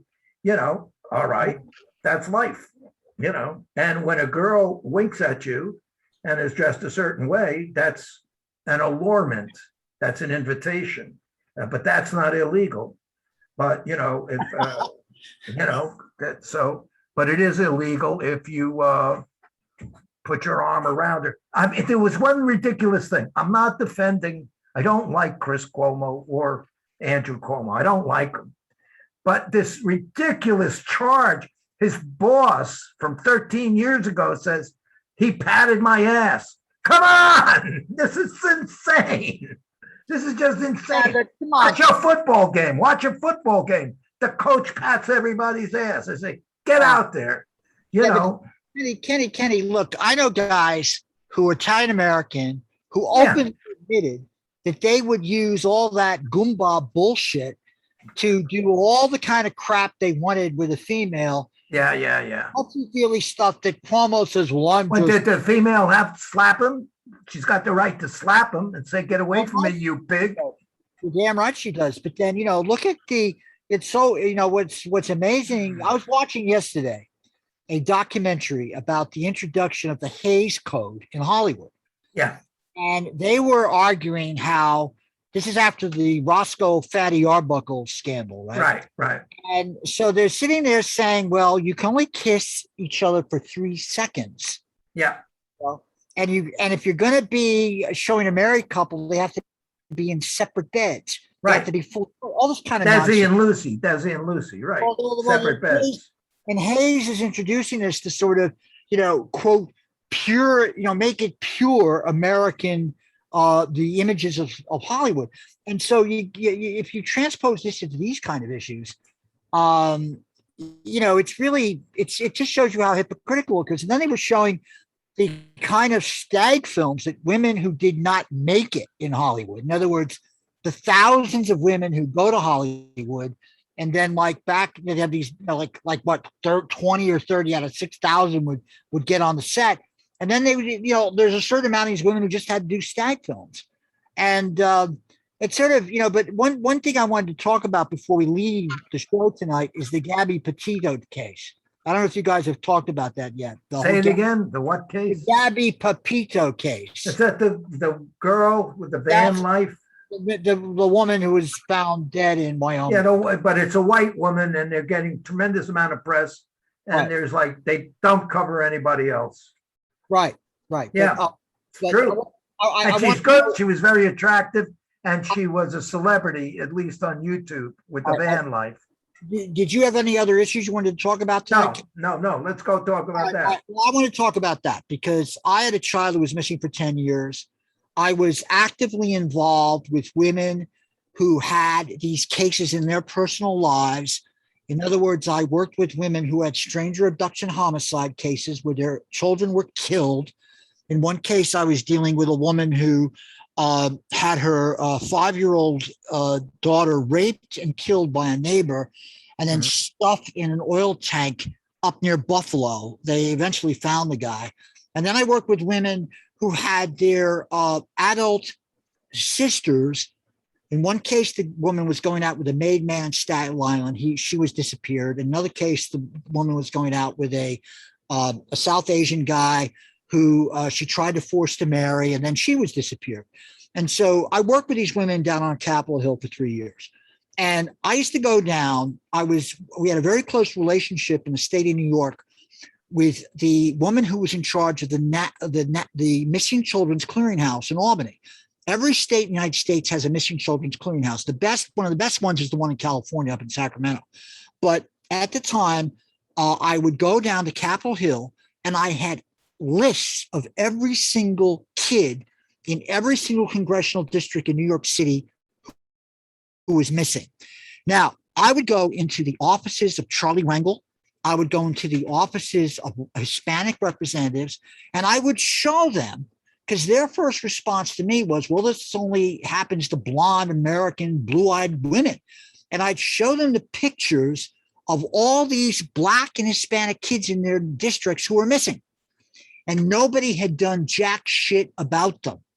So what amazes me right now in looking at how they're reacting, and my heart's out to this family who lost their daughter, but I also think, what's interesting that this case is occurring in the aftermath of the George Floyd case, and it's heightened all these interest in all these missing person cases that have to do with Native American kids, Native American women, Hispanic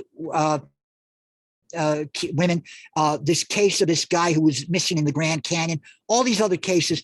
We raise these kind of issues with elected officials 25 to 30 years ago.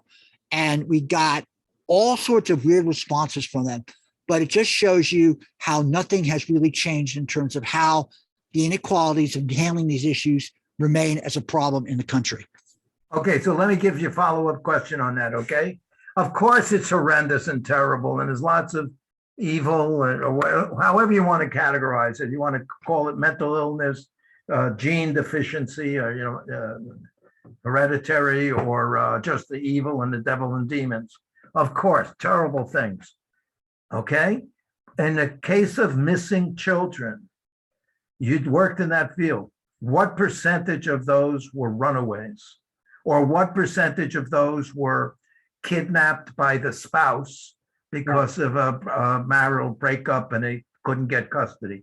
What percentage and what percentage were unsolved? A certain percentage were found in a ditch or chopped up in a sandwich. I understand that. But what percentage of those, the milk container, because they used to have pictures of these kids are missing on the milk container. That was a good idea. What percentage of them are runaways? Yeah, well, the vast majority are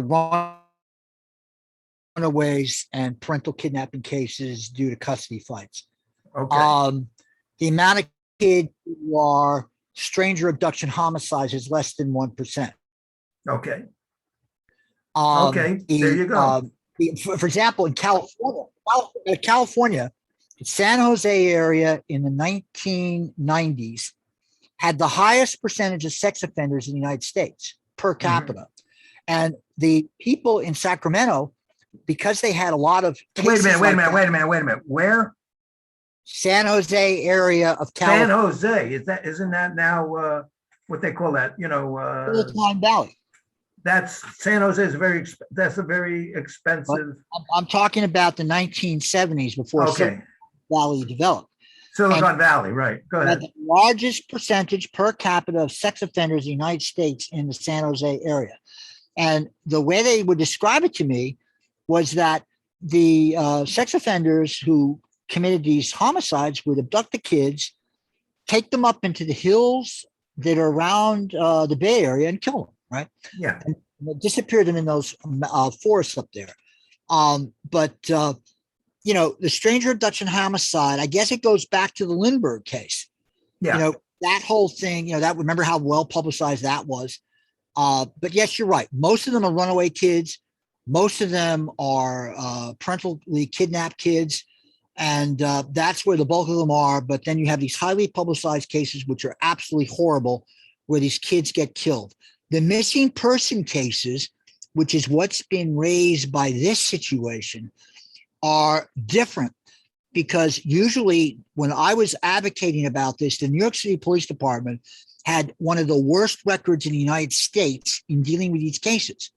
And so the reason we got any response was we were going into the community boards, and one community board, 4 women who I worked with went in and embarrassed Giuliani in a community board meeting. They basically, got up and told their stories and, made him look like an asshole. So then we had to work with the cops, but they were very conscious about this. We did some things. I'm sure they're back to the same bullshit right now. But with the Black kids and Hispanic kids and Native American kids, they have these high numbers that just don't get reported. And that has to cease. The only way you get on a milk carton is you have to have a certain level of a felony in order to get on a milk carton, because you have to have what they call a UFAP felony. That is an unlawful flight to avoid prosecution felony, which is very hard to get. It's a federal felony, felony upgrade. It's way above the felony upgrade for abduction in the state of New York or any other state. And those are the kids who get on the milk cartons. And that's a hard thing to get, but they do that to legally protect themselves. So I met, for example, the guy who created the Amber Alerts. We worked with him in Congress, Nick Lampson. And that poor person, that poor girl was beheaded. She was abducted and beheaded. And that's why the Amber Alert, our argument was we have to have Amber Alerts for everybody. And the television community, telecommunications community basically said, go fuck yourselves. We're not going to allow that to disrupt normal TV function. So the only television station in New York City who advertised missing kids was ABC. That's how I found my boy, because he was put on TV on a Saturday. People called up. By Monday, I was called up by the police to get him. That's your boy, your that's son? right, my boy, right. And I didn't about this. I never talk about it in Pacifica circles because I consider most of them to be a bunch of schmucks to talk about this stuff with. But I decided to hell with it. They want to sit there and talk about the racialized aspects of this. They don't know a goddamn thing about it. So let me bring this into the picture and talk about it. That's kind of, I'm glad you found him. I'm sure he's glad you found him too. Well, these days he isn't, but back then he was. Okay. Okay. Uh, All Jim, right, I good. think- Let's wrap it up. You want to say something, Mike? Go ahead.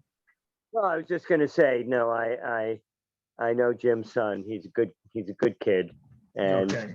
there's always father and son issues, but I think that it's a good thing you found him, Jim. So don't worry. All right, so I'm going to stop recording now, and that's the end of this show. Tonight we had Michael Jankowitz, Dennis Goldstein, and Jim Dingeman, and Ken Aaron. And I just want to make a comment that Alex, who's normally here, is in Greece on vacation. He'll be gone for 2 weeks. And tonight we had a special visit from a guy named Johnny. Maybe he'll be in some of the other shows. And that's the end of this going viral episode on September 28th, 2021. So good night to all you, and